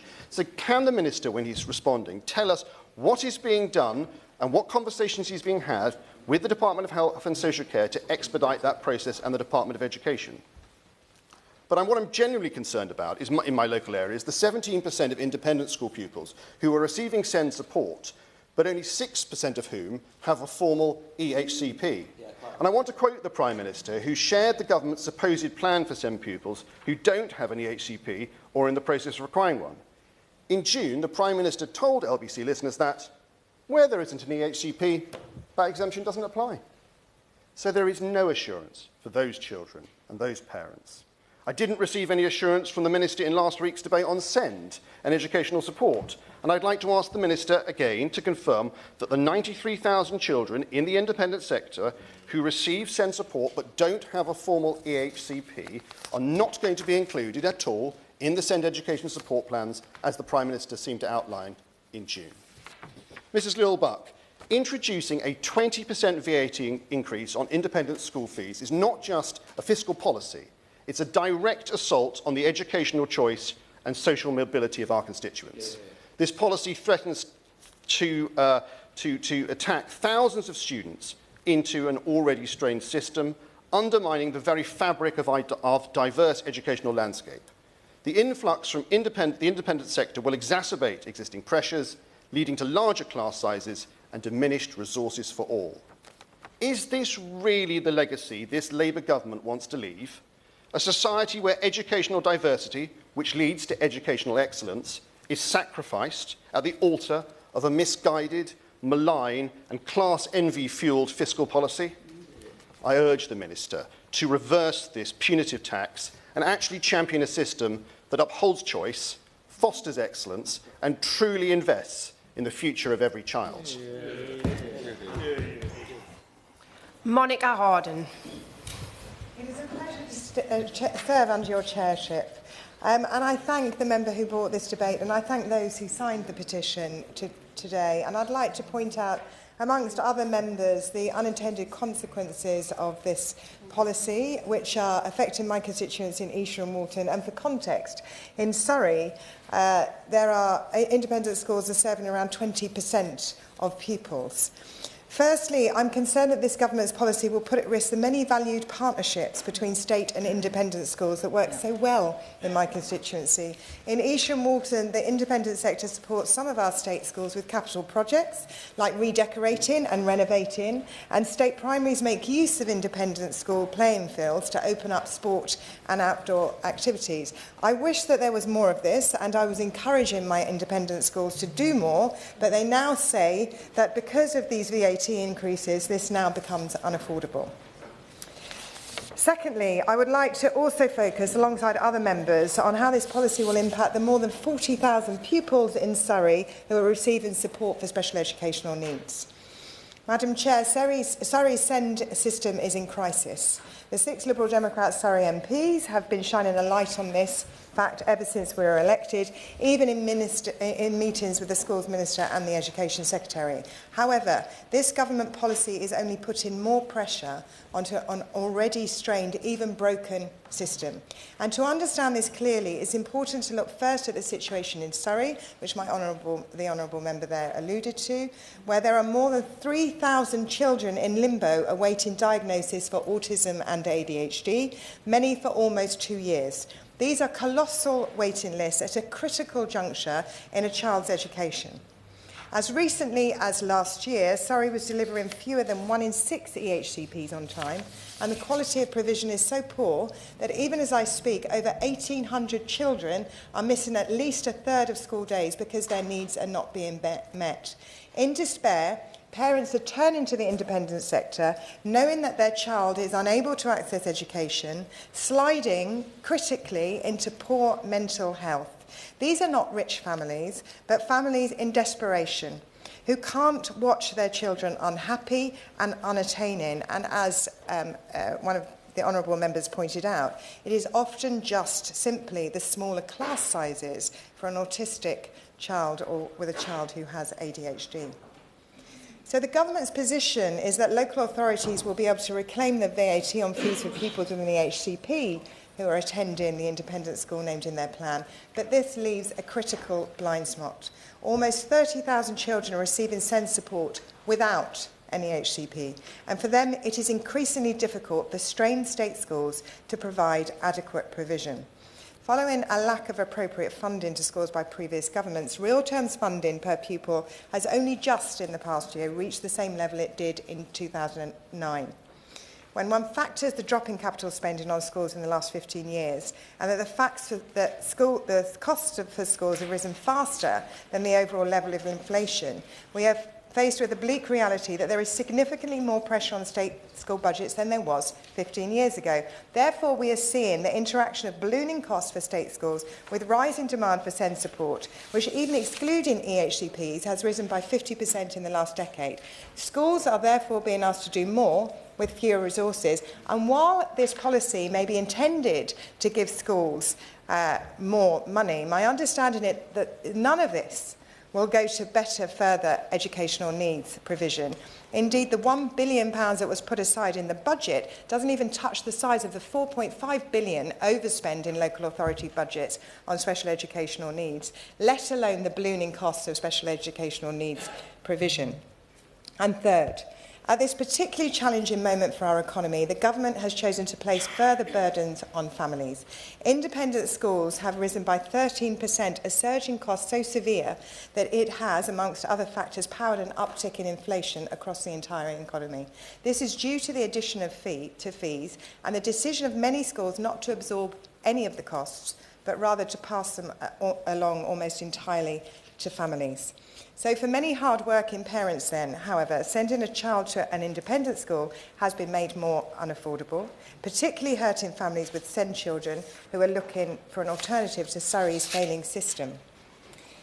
They risk placing more financial strain on families at a time when the pain of inflation is still being felt, harming the mutually beneficial partnerships of state and independent schools, and risk more children languishing in a SEND system that is failed. And to finish, no head teacher that I have met who complains about this strain on their budgets on SEN ever asked for the private sector to pay. They asked for the radical overhaul in education that your government promised but is yet to deliver. Thank you. Jack Rankin. Thank you, Mrs. Durrell. It's a pleasure to serve under your chairmanship. In Windsor, we are very lucky, and I am proud to represent some of the finest state and independent schools in this country. One has already been mentioned.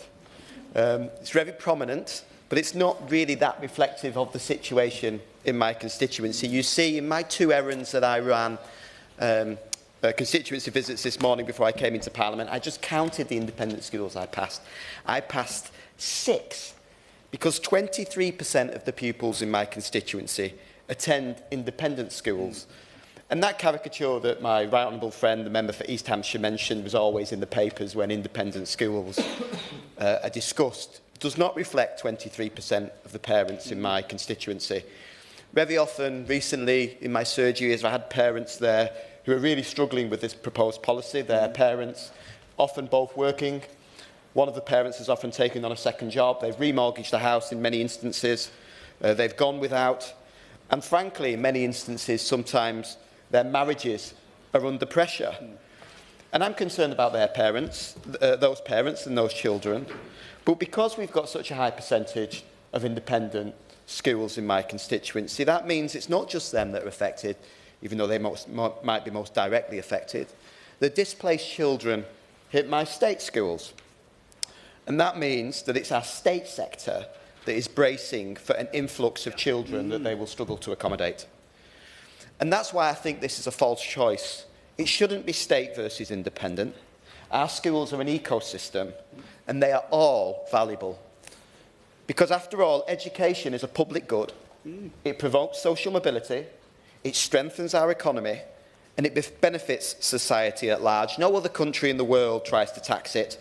And when they have tried, as in Greece, where it only lasted for 4 months, it massively backfired. In fact, many developed countries actually look to subsidise independent education to promote parental choice and drive up school standards. So in this way, the government is unique in its policy and, frankly, unique in its vindictiveness. And whenever Labour hikes taxes, there are unintended consequences. Just as their jobs tax is hitting charities and hospices, so too their tax on independent schools will hit military families and 130,000 pupils with SEND needs currently in independent schools. Of the parents I've spoken to, many use these schools as a way of giving their children that extra bit of support they would otherwise struggle to find in the state system. I would have thought that every single member of this House will recognise the challenges facing all their local authorities when it comes to SEND provision. Particularly from my involvement with the Down syndrome APPG, which my right honourable friend chairs, it's clear that getting an EHCP is already an uphill struggle. And taxing independent schools will create the most regressive possible outcome. It will add pressures already facing our local authorities, and it is the SEND children in the existing state provision who will pay the highest price. In a similar vein, and this was discussed by my honourable colleague for Surrey Heath, there are 2,666 military families in this country that rely on independent schools to give their children a stable education. For these families, VAT relief can make all the difference.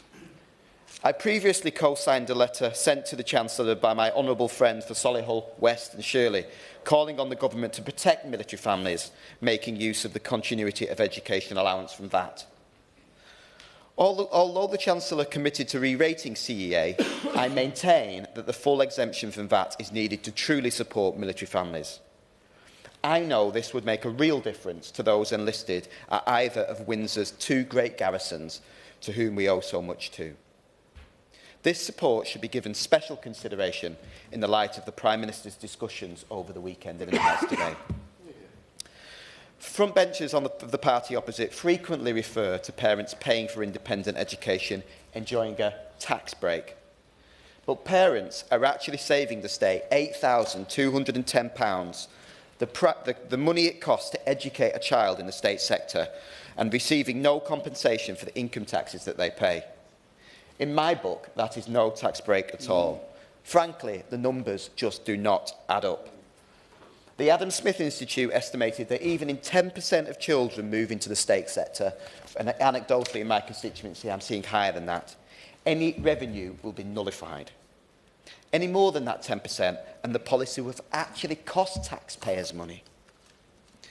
This, in my view, highlights the ideology behind this decision. In my view, the party opposite are playing politics with children's futures. They are forcing families to have difficult conversations mid-year and make tough decisions. And the saddest conversations I've had with parents are parents who felt the need to separate children from classes mid-year. Frankly, only a Labour government could set out with the aim of improving education in this country and introduce policies that have led to 40 school closures since the budget. Ironically... Yes, sir. I thank you for he is talking with a great understanding about the schools in this constituency, including state and independent, which is fantastic to hear. But we've heard in this debate about full state schools in England. We've heard about overloaded schools. We've heard about underfunded schools. He will acknowledge that funding had to be found somewhere to try to fix these problems. This is one solution. Is there an alternative? Well, my point is that this won't raise any money. It exacerbates the problem. It exacerbates the problem because if 10% of the students are displaced, then that nullifies the revenue.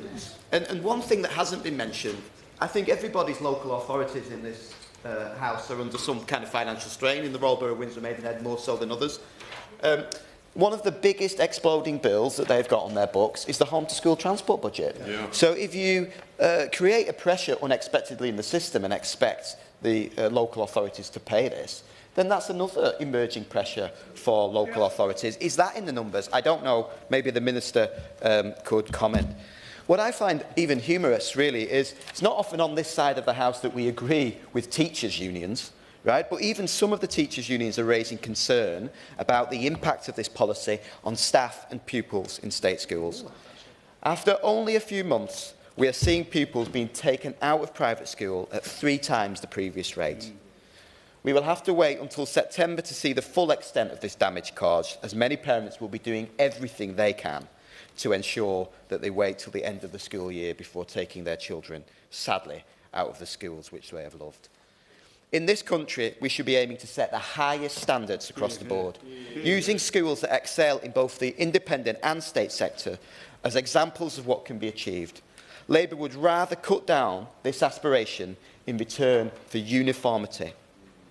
We are also seeing this attack in their dismantling of the academy system that have blossomed under successive governments of all colours. And far from guiding the invisible hand, Labour's education policy is strangling the school system. I reject this politics of envy policy wholeheartedly. It places politics above children, families and the good of the country. But if the government is determined to stick with it, I would urge them to introduce full exemptions for all SEND children, for military families and any specialist schools. Thank you very much, Mr. Chairman. It's a joy to speak under your chairmanship. I'm going to be brief because Tracy was on the agenda. I grew up as the eldest of 4 children and the only girl. My brothers and I were all grateful recipients of scholarships and bursaries to attend public schools. I am, believe it or not, a Cheltenham lady, and my brothers all attended King's Canterbury. 2 of my brothers served in His Majesty's Armed Forces, Johnny as a half-colonel in the Grenadier Guards, and Ben still serves as a brigadier in what we still refer to as the Black Watch. My other brother, James, worked as a heart surgeon before serving his community in Wales as a GP. In my own small way, I've tried to contribute to my country and my community, serving now as an MP, also as a town and district councillor, working for international and national NGOs, the National Farmers Union and the Environment Agency. All of this was made possible for all of us, in large part because of the education that we were fortunate enough to receive. As you can imagine, with a background like that, I very often get asked by people who tend to put their cross in the blue team box why I am a Liberal. And my answer is this: I am a Liberal because I was very well educated and I have a conscience. As As a Liberal, individual choice is part of my political DNA. That is why I am resistant of any attempts to erode choice, and so steps taken to remove parental choice over where and how children receive their education, to my mind, is politically indigestible. Ultimately, parental agency must come first in any discussion over one's children in their future. It should not be for the state to disrupt this dynamic. One is that most of those people, there are a few misconceptions in relation to private schools in this country. One is that most of those who are fortunate enough to attend independent schools are somehow part of the elites of this country. Many of these students in these schools up and down the country hail from backgrounds whose families have saved and made many a sacrifice in order to strive to provide the best possible education that they can for their children. My own parents were both teachers, not particularly high-paid professions. This policy would overturn a long-established VAT exemption on independent schools and would hit hard-working families the most. These schools would be forced to increase fees to stay afloat, cutting off the opportunity for many children and driving the further balkanisation of our education system, in which only the most financially fortunate would be able to afford private school fees. Would the honourable member I will. give way? Thank you very much, Mrs. Buck, and I thank my honourable friend for giving way. The government's policy will harm SEND children currently enrolled in independent schools. One constituent has written to me to say that their daughter, who goes to a local independent school, is there because of her autism, putting her into an environment best suited for her needs. Does the honourable member agree with me that the Minister should recognise the potential detrimental effect that children with SEND will face if the VAT exemption causes schools to cut scholarships and bursaries? I thank my honourable friend for his interesting and adept intervention. I will be coming to that matter in a minute, and I'm afraid to say I will have just to let you know some shocking statistics from the Conservative Party in Devon.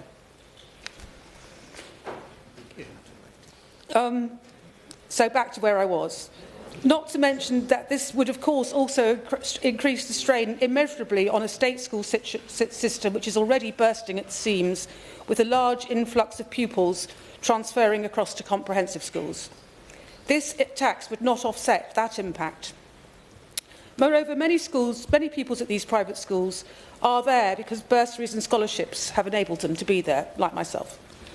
Let's take as an example Blunders School, the independent school in my constituency of Tiverton and Minehead. It has a proud reputation of offering a very high number of bursary places to disadvantaged children from low-income households who would otherwise not have the opportunity of a first-class education.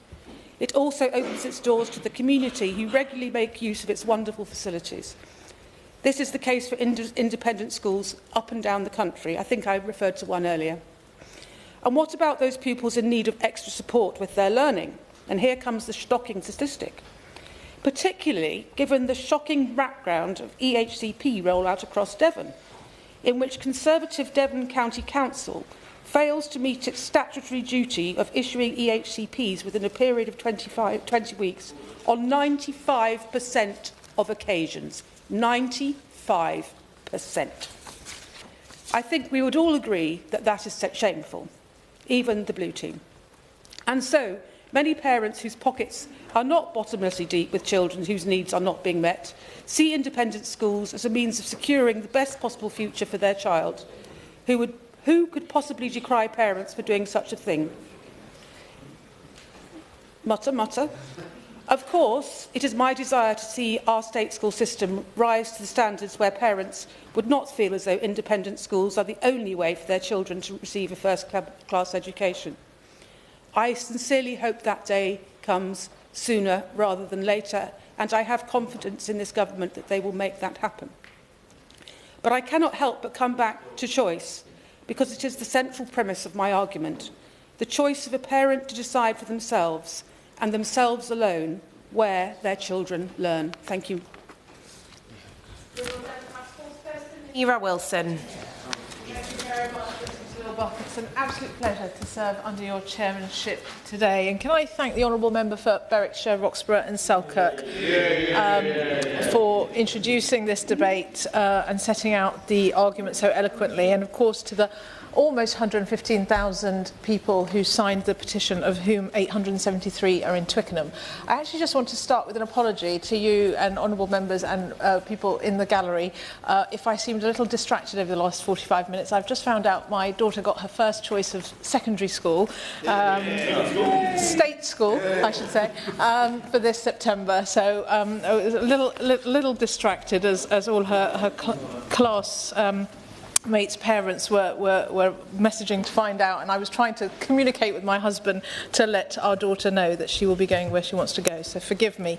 But I thought it was quite appropriate to mention that, given that we are talking about schools, and indeed independent schools, and I'm very proud that my own borough of Richmond upon Thames has outstanding and secondary schools. In fact, all of them are outstanding and good, and we have some of the best primaries in the country, but that is not necessarily the case across the country. And I think it goes without saying that every person in this House, whatever party affiliation, we all hope and aspire for every child to receive an excellent education, and every child deserves the opportunity to reach their full potential. Yet too many children are not being supported to achieve that potential. Now, we Liberal Democrats believe in creating state schools that are so high-performing and provide a rich curriculum together with rich extracurricular options that parents don't feel compelled to send their children to the independent sector. And that's why we set out an ambitious education offer in our manifesto last year. We see education as an investment, not a cost. But as we all know far too well, and has been alluded to today, that is very far from the current reality of our state system. For too many children, our school system just isn't working. Too many are simply not getting the support they need and are entitled to, especially if they have additional needs. Teachers and other school staff, as well as school leaders, are struggling with ever tighter budgets, struggling to hire and keep the staff that they need, especially in maths and science, and they're struggling with crumbling school buildings and a SEND system that is utterly broken. So is it any wonder that many parents, for some of whom it is far from an easy financial decision, choose an independent education for their children? Because they want to invest in their children's future in the same way that I argue every day that the government should invest in our children. Yet it is in this context that the government has decided to tax independent schools and penalise families for making that choice. Now, we Liberal Democrats oppose the taxation of education as a principle, whatever form that education takes, whether it's tutoring, whether it's higher education, nursery fees or music lessons. Even more, we believe this measure is counterproductive. And since the policy has been announced, pupil movement out of the independent school sector has been 3 times higher than the government had predicted, with the fall being highest in transition years of Year 7 and reception at 4.6% and 3.9% respectively. Now, the Independent Schools Council survey last year found that there were already 10,000 fewer pupils in independent schools. And according to the ISC, this fall in numbers alone cost £92 million in state pupil funding. This cost is more than the government will raise from business rates on independent schools that are charities. Now, the majority of independent schools are small. 40% have fewer than 100 pupils. Now, with apologies to the honourable member for Windsor, we're not talking about the Eatons and the Harrows here. What I really struggle with in terms of this policy, and this has been alluded to by various honourable members, is it's not the very wealthy who will be impacted by it. Indeed, I have met some rather wealthy people who've said to me, and the Minister will be pleased to hear this, that they agree with the policy. But actually, they can afford it. They can absorb the extra cost. It is those parents, especially those who never set out deliberately to secure a private education for their children, but felt forced to do so for a variety of reasons, who are bearing the brunt and will be priced out. So the impact of Labour's policy is actually just making our private schools yet more elitist, which I think is what they're trying to, wage a campaign against. And I think the Right Honourable Member for East Hampshire actually made this very point. And I want to just talk about two groups that have been particularly harmed by the government's policy, and other honourable members have touched on this also. The first is families of children with SEND. And as we've heard, there are almost 100,000 children with special needs in independent schools who don't have EHCPs. Under this government's policy, they are not exempt from VAT.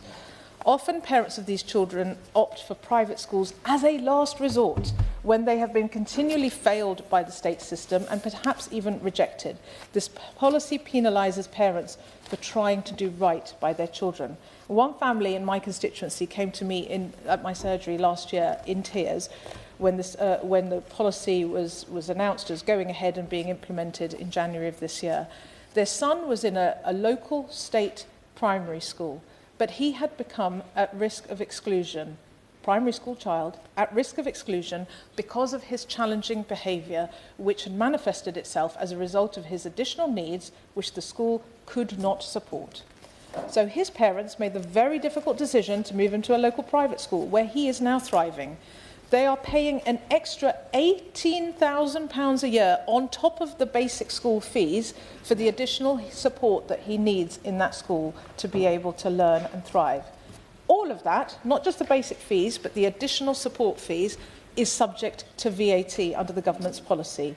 They do not know how they are going to meet the costs, but they knew that if he went back into the state sector, into the primary he was at, he would be at threat of being excluded. So I asked the Minister, why is the government punishing families such as these? Arguably, they've saved the taxpayer a lot of money, not just in terms of the child's schooling cost, but all the further knock-on costs we know result from a child being excluded from school.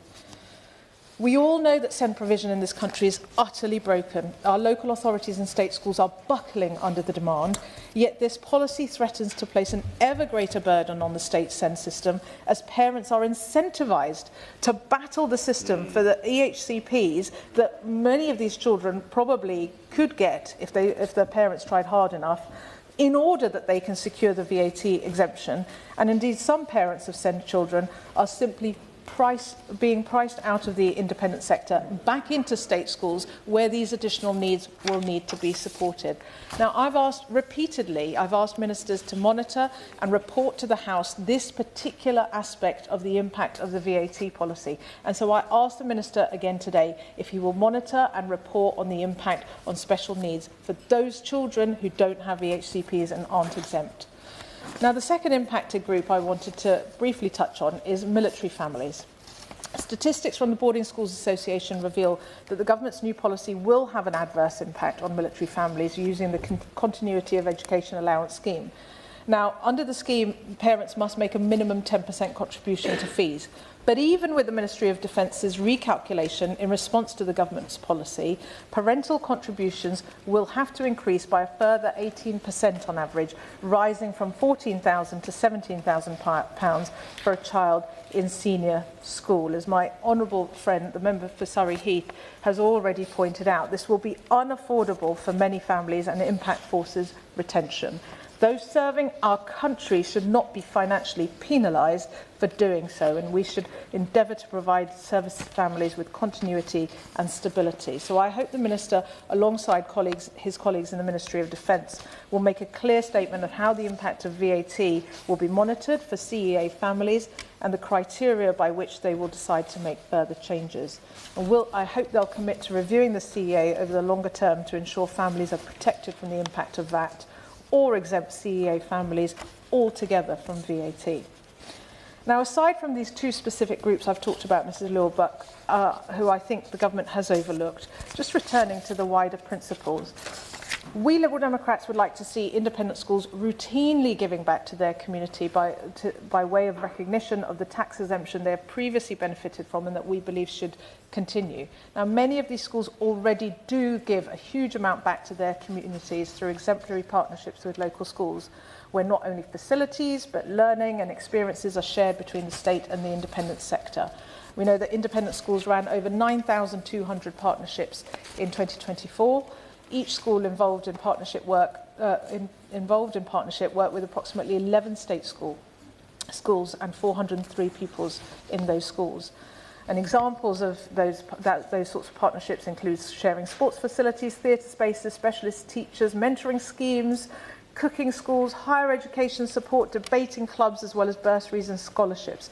We Liberal Democrats want to see that become the norm for every independent school. But as my honourable friend, the member for Esher and Walton, pointed out, this policy will mean that greater partnership work is the first thing independent schools cut back on. And in these debates, I've often referred to Hampton School and Lady Eleanor Hollis School in my own constituency, who have a brilliant partnership with the Reach Academy in Feltham, serving a disadvantaged community that has typically not had many children going into further or higher education. That school has seen its results soar, and pupils accessing university and medical school as a result of this partnership. Now, speaking to the head teacher of Hampton this morning, Kevin Nibbs, he said to me, while it's too early to identify the immediate impact of the government's policy on our schools, it's deeply regrettable and a missed opportunity that independent schools elsewhere in the country will simply be unable to replicate the Reach LEH Hampton partnership model due to the new tax regime. Moreover, the imposition of a tax on education will compromise our and other independent schools' abilities to provide transformative, means-tested free places that are such excellent examples of social mobility in action, something which I thought the Minister and his colleagues were all in favour of. We should be making the most of the benefits that independent schools can provide, opening them up to more children, not making them more exclusive, and adding to the state system's burden. Now, I am coming into land, Mrs Lawbuck, I promise. The government has dismissed the stories of families affected by this tax, choosing to prize numbers over human experience. I fear they are being driven by ideology.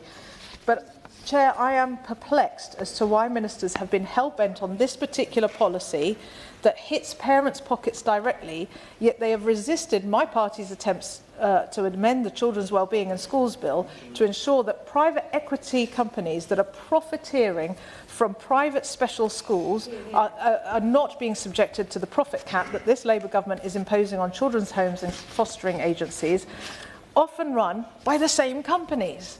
And they are making eye-watering profits, margins of 20% plus that local authorities are having to pay. Yet the Labour government doesn't want to do anything about that, but it's attacking parents that want to send their kids to private schools. It makes no sense to me, and I hope the Minister will address that point. So I understand the fiscal situation right now is hard. My party laid out during the election, unlike the Labour Party, a whole host of areas where taxes could be raised fairly in order to invest in our children's education and our country's future, whether that's properly reforming capital gains tax, reversing the Conservatives' tax cuts for bankers, or increasing the tax on big tech companies. We are ambitious for every child, and we want to put a dedicated mental health professional in every primary and secondary school, expand free school meals for all children in poverty, and ensure those children who've fallen behind are supported through tutoring. That vision can be realised without penalising parents who are choosing to do what every parent naturally wants to do: invest in their children's education and future. Thank you. Opposition spokesperson Neil O'Brien. It's a pleasure to serve under your chairmanship. And we've had some superb speeches on all sides of the House today, starting with my honourable friend from Berwickshire, Roxburgh and Selkirk, who led us off brilliantly. I'd like to start by thanking the nearly 150,000 people who triggered this debate by signing the petition against the education tax, particularly those who are present here today. There is a good reason why all previous governments of all colours have avoided taxing education. It's very hard to imagine a Tony Blair government doing what this one is now doing. In fact, we know that he slapped the idea down hard when it was suggested. Likewise, Clement Attlee didn't do it, nor did Harold Wilson or Jim Callaghan. The rest of Europe don't do it. But under this government, schools are being hit by a triple whammy of VAT, business rates and higher national insurance too. And we know that even some government ministers have their doubts about this. The Chief Secretary to the Treasury, no less, told the girls at Redmaynes High School in 2022 that he opposed his party's policy on taxing independent schools, and that it wouldn't bring in what their own party were claiming. What an extraordinary thing for the Chief Secretary to have said. And as the Labour member for Ealing Central and Acton said, the government is doing exactly what it promised it would not do. This is raising tax on working people. Now, the government's claim is that it needs to find some money. And I note that the government is perfectly able to find billions and billions to fund its bizarre payment to Mauritius to take our own territory off of us. But even if I couldn't think of anywhere that the government could save some money, and I can, my advice would be, if you want to tax people who've got more money, then you should tax people who've got more money, rather than taxing education. The problem with taxing education is that it catches people who are not rich. You catch people who are sacrificing so much else to invest in education, something unselfish, which has wider social benefits. Now, if you wanted to tax fancy cars or fancy holidays or meals out or something, I would at least understand. But taxing investment in education is a mistake, and starting it halfway through a school year makes it worse and is vindictive. In my constituency on the edge of Leicester, we benefit from lots of different types of people, but we benefit particularly from second-generation communities who really, really value education. And I see whole extended families in my constituency coming together to spend what money they do have, not on fancy cars or luxuries, but on school. And in the biggest independent school in my constituency, Leicester Grammar, probably the most common occupation among the parents is to be a doctor working in the NHS. And being a doctor is still a very common dream for their pupils too. So education has these wider social benefits. And I'm very struck that the government praises these people one minute and then wallops them the next. One minute they love them, the next they hate them. And the other really common reason that my constituents end up paying twice over for education is that their child has some sort of special needs. So first they pay the tax, then they don't use the service that they paid for, and then they pay again themselves to get what they think is the right thing for their child. Because parents know what the ECHP system is like. They can see the ever-rising demand. So instead of adding to that demand, they pay up themselves out of their own pocket. And they're content to make sacrifices themselves to get the care they need for their child and their special needs. Independent schools educate more than 130,000 pupils with SEND, of which around about 100,000 don't have ECHPs. And this is going to be one of the big challenges created by the education tax. If a significant chunk, maybe not even a big chunk, of that 100,000 or so children with special needs but no ECHP are taxed into the state system, then that will be a huge new load on a special needs system that has already seen demand absolutely explode over recent years. And councils who are already struggling will have to do more assessments and find even greater resources. Now, we know that 100,000 figure from both the government's own data and the IC census. But behind every statistic is a real child. And there was an example recently of how this is playing out just over the border from us into Lincolnshire, where a girl was forced to move schools because her parents couldn't afford the new tax. And the council have now gone from paying nothing to spending £8,200 a year of taxpayers' money to transport her a long way to the nearest school that can take her. And some of these cases are profoundly sad. There was a report in The Independent recently about a girl who was hospitalised for 8 months last year with a rare brain condition, which left her needing a very high level of support and unable to cope with the change of school placement. The daughter had attended a private school, which her dad says they just about afforded, but the 20% charge on top made it unaffordable. And having been living in intensive care, once she came out, she had only 8 months left at her old school because she was in year 11. Her father raised her plight to the DfE, and he says of the letter back from ministers that, and I quote, "I could have smashed my head against a wall when I got that letter. I was so angry and upset. It's so heartless." Now, the government claims that this is a great and vital revenue raiser. In reality, this has always been highly uncertain. The rate at which it will shift pupils into state education is very hard to predict, and the effects of this large group of children with SEN moving makes it even more uncertain.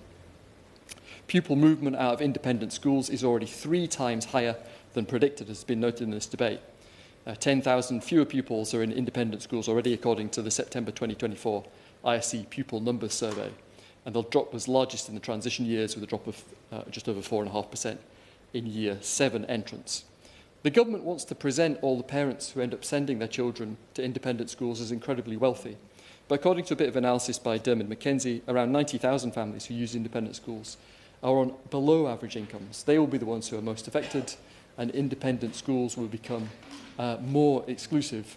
The Honourable Member for Paisley and Renfrewshire North talked about the ability of schools to now, because of this change, reclaim historic VAT on capital spending.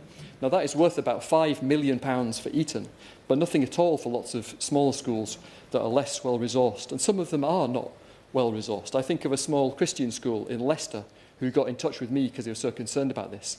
Their income per pupil is probably below the neighbouring state schools, their fees are low, the teachers could get paid a lot more elsewhere, and the parents are definitely not rich.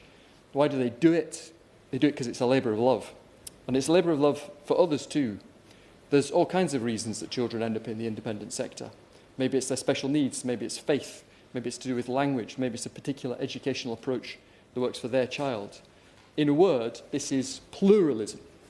On the other side of the ledger, what do we have to show for it? The government occasionally tries to claim that the money is ring-fenced for some purpose or another. But of course the truth is, as the Minister knows, there are no ring fences at the Treasury.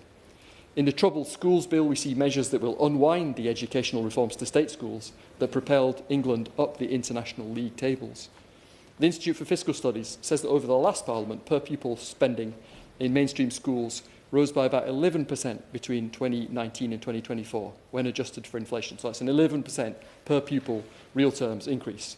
But for this coming year, the IFS have pointed out that state schools' costs are going up faster than their income, with costs up 3.6% and funding up only 2.8%. So it is not the case that the education tax is unlocking some great funding bonanza for those of us who have got our kids in state schools. In fact, I see that the NEU have recently relaunched their Stop School Cuts campaign. Now, there are 43 schools that have closed or announced closure since Labour came to power, and many of them have explicitly pointed to the education tax as the thing that tipped them over the edge. Schools which have closed include Hemdean House School, Abercorn School, Portland Place School, Riverhouse Montessori School, Alton School, Conifer School, Kilgraston School, the Study School, Ursuline Preparatory School, the Hampshire School, St Joseph's Preparatory School, Wing School, Argyle House, Chartfield School, Gracefield Preparatory School, Lawrence House, North London Steiner School, Redbourne Park Secondary School, Shealing School, the Copper Academy, the GFC School, the Preparatoria School, Ashcross School, Downham Preparatory School, Life Wirral Sports Schools, Iona School, Bridgedorf Waldorf School, Progress Schools, Summit School, Chartfield School, Advanced Education, Tashbar Boys Nursery, Kilgraston School, St Joseph's Preparatory School in Stoke-on-Trent, Maidwell Hall near me in Northamptonshire, Loughborough Amherst School, Godolphin Prep in Salisbury, Village School for Girls in Camden, Highfield Prep in Maidenhead, Oxford House School in Colchester, Carradus School in Oxfordshire, Bedstones College in Buckwell, and Fairfield PNEU School in Blackwell. And schools that have merged and reduced in numbers include Headington School, Rice and Anthony, Orchard House, Chiswick in Bedford Park, Westbury House, and the Study School. And I read this out because, as well as the number of children who will move into the state sector and have their education disrupted in that way, which seems to be much higher than the government predicted, there's also a huge number of children that will have their education disrupted, even if they do end up in another independent school. And that is precisely what's happening to a lot of parents in my constituency at the moment because of local closures. Now, the government will say these children are privileged. I say they're children. And being forced to change schools and maybe separated from friends is disruptive and bad, whoever you are. The government has often countered that not many pupils will be affected. We hear about the small percentage of pupils who will move and how easy it will be for the state sector to accommodate them. We hear much less about how much extra that will cost. But we've heard nothing from the government about the 10,000 fewer children in independent schools I already mentioned. The official impact predictions for VAT estimated 3,000 pupils would leave this academic year. And now we've seen 10,000 in the first term. We have 5 months still to August, and it may get worse before the year is out. So if the number of pupils leaving the sector continued to run at 3 times the predicted levels, then you'd face not just 35,000 pupils displaced, just 35,000, but more than 100,000. And in many cases, they will struggle to get a state school place. At least 27 authorities are full in certain age cohorts. And since Labour announced this policy, pupil number projections in the state sector have been revised up nationally, and significantly so in many local authorities. Ms Lowbuck, this means that fewer people in the state system will get their first choice of school. And while there is uncertainty about the fiscal impact of this policy, there is no uncertainty that this is not the best way to raise revenue. The other day, the Chancellor announced that she was going to introduce a special new business film rate relief. So there will be a business rate relief for the film industry, even as the government takes away business rate relief for schools. And the argument is, oh, you know, this is good, this is an investment in our future. But schools are an investment in our future. And the argument is, you know, this is good culturally, this is part of our culture, but education is good for our culture as well. Madam Chairman, I'll come to an end here. There is uncertainty about the fiscal impact of this, but there is no uncertainty that this is causing a lot of misery for parents with special needs kids, for parents who don't want to have their kids' education disrupted. the government are doing this for political reasons. The thing there is no doubt about is that this is not the best way to raise revenue. This is a purely political decision, and it's having significant real-world bad effects on our constituents right across this country. Minister. Thank you, Mrs Llewellyn-Buck. It's a pleasure to serve under you today and to do so in this debate, secured not by an honourable member, as is often the case, but by public petitioners, including some with us here today. And public attention on issue is very good grounds for it being debated. I also want to thank the honourable member for Berwickshire, Roxburgh and Selkirk for introducing this session and for closing it shortly, and to all those who have spoken during it. There is lots that is not common ground on this issue, as I will come on to, but I should start by noting that all of us are motivated by the same determination to support the aspirations of every parent in the UK to get the best education for their children. In that context, we should all congratulate the member for Twickenham on her good news, and also agree with the comments by the member for Ealing Central and Acton that we all know people who have made a wide range of decisions about the educational choices for their children, and no one during this session is judging other parents' choices. But this is all that the best education for children is also what motivates the government to break down barriers to opportunity, ensuring every child has access to high-quality education. Every child includes the 94% of children that attend state schools. The reforms we debate today to VAT and business rates will raise around £1.8 billion a year, and I will come on to the questions raised about the costing shortly. And that will help to improve state education. In the autumn budget, the government announced a £2.3 billion increase to the core schools budget, and it is to deliver commitments like that, not for any other purpose, that we have made the tough but necessary decisions we debate today.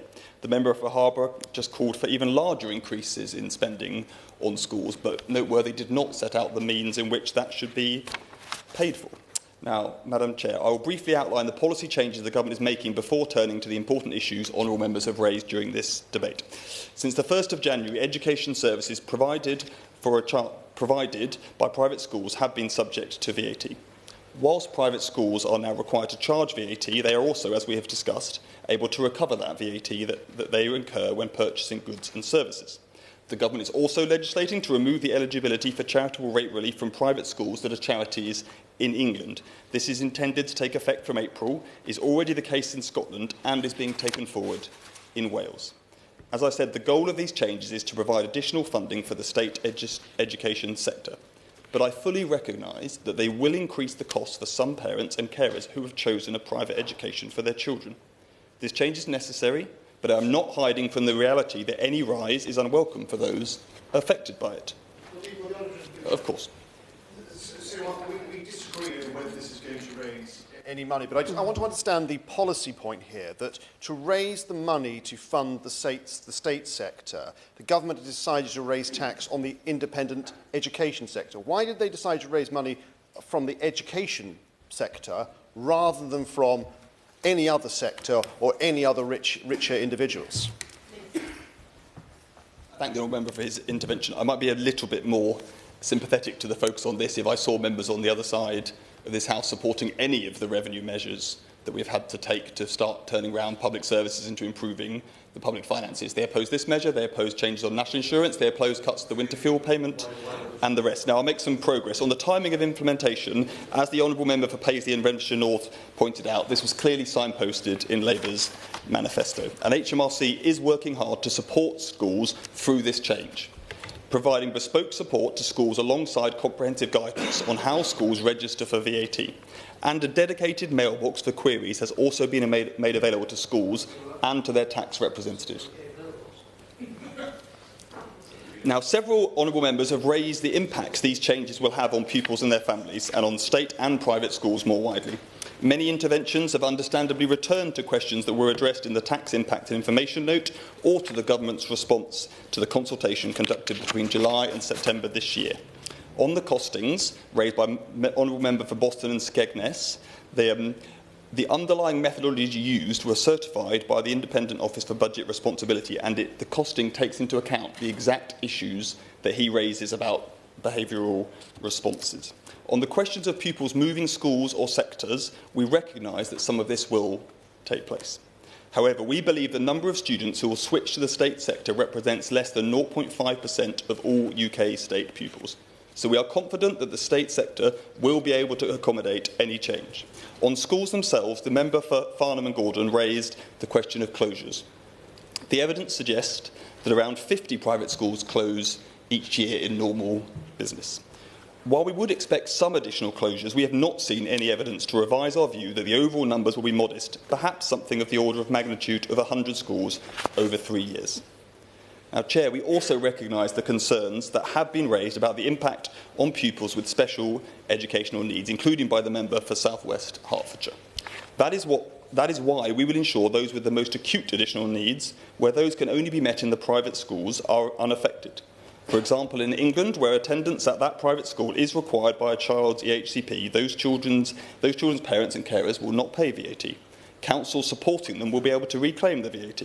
In Wales, post-16 provision of this kind is funded by the Welsh Government rather than councils, who cannot reclaim VAT in the same way. So ring-fence funding will be provided until 28-29, when responsibility will pass to local authorities. More broadly, we are committed to transforming the system of supporting children and young people with SEND, because it is badly needed, as the members for Esher and Walton, plus Tiverton and Minehead, set out clearly. The budget announced a £1 billion uplift to high needs funding in 25-26, providing additional support for more than 1 million children in the state sector with special educational needs and disability. The members for Surrey Heath and Windsor raised the question of service families, but I fear they downplayed the increase in the continuity of educational allowance from the MOD of over 12%. Faith schools has also been raised, and they're an important part of our educational landscape, but the argument that private faith schools should be exempt from these changes is not compelling. An exemption would reduce the revenue available for pupils in state schools, including those of faith. And it is inconsistent with this government's strong view that a state education is suitable for children of all faiths and none. Chair, of course, sir. On the question of faith-based education, it's quite right. Very large numbers of faith-based schools in the state sector, but there are some denominations for which there are not. Some particular religious traditions for which there are not, which have schools that actually subcharge fees which are sometimes considerably below the average case of a state place. And would he recognise that there may be a case for an exemption in those cases? Great point. I thank the right member for his intervention. I recognise the description of the status quo as he describes it, but I would only reiterate my view and the government's view that a state education is suitable for all families of all faiths. Now, Madam Chair, a public petition has decided we should have today's debate, and on that grounds alone it is right that we have had it. I recognise many of the points that honourable members have raised, even if I have attempted to set out why the government believes that in some cases they are overdone. But as we rightly debate the impact of these policies, we must recognise the reason that they have been made. The priority that we must attach to providing extra resources to our state schools, resources that I have not heard huge suggestions for replacing today. Schools where 94% of our children are educated, and where this government will deliver an education system fit for all. Thank you very much, Chair. John Lamont to wind up. Mrs Lewelbuck. I'm conscious of the time. In fact, I think the House of Commons is about to vote, so I will not detain colleagues for longer. Can I just start by thanking, first of all, the petitioner again for bringing forward this petition, and for everybody, the 115,000 people who bothered to sign the petition, and to all colleagues who contributed to this important debate. I think it's telling that the vast majority of honourable members spoke against this government policy, the position of the VAT charge on school fees, and also the removal of the business rates relief. It's also very telling, I think, in terms of the empty benches opposite. We had very notable exceptions in terms of the honourable members opposite who did come to try to defend their colleagues, the Labour government's policy, although, again, it was interesting to hear some of the caution that was also being expressed, most notably for the member for Ealing Central and Acton, who gave a very important contribution. I was struck, I think, from all the contributions, just in terms of the impact this policy is going to have on those young people with additional needs, and the fact it's not about simply wealthy families choosing to send their children to independent schools. There are lots of young people who need to go to the independent sector to get the support and the educational support they need to get them to a point in their life where they're able to achieve their full potential. And that option, that opportunity is going to be deprived to many of them because of this policy. We also heard from a number of colleagues about the impact on military families, and that certainly is not something I previously considered. I am deeply disappointed with the government's response, as I'm sure all the petitioners are as well. No recognition that there might need to be a review of this policy in the future in terms of how it's going to impact on the independent sector and impact on the opportunities that young people are going to have. Again, thank you to Hugh, the petitioner. One of the highlights today was meeting Amelia, Hugh's daughter, who is here today in the gallery. I hope Amelia has enjoyed this debate and found it interesting, although I suspect the purchase of the House of Commons teddy bear before the debate started will be the high point for Amelia. But thank you again to all colleagues. Thank you. Yeah, well done. The question is that this House has considered a petition 701-268 relating to VAT on independent school fees and business rates relief for independent schools. As many are of that opinion, say aye. Aye. Of the contrary, no. The ayes have it. Order, order. The sitting stands adjourned.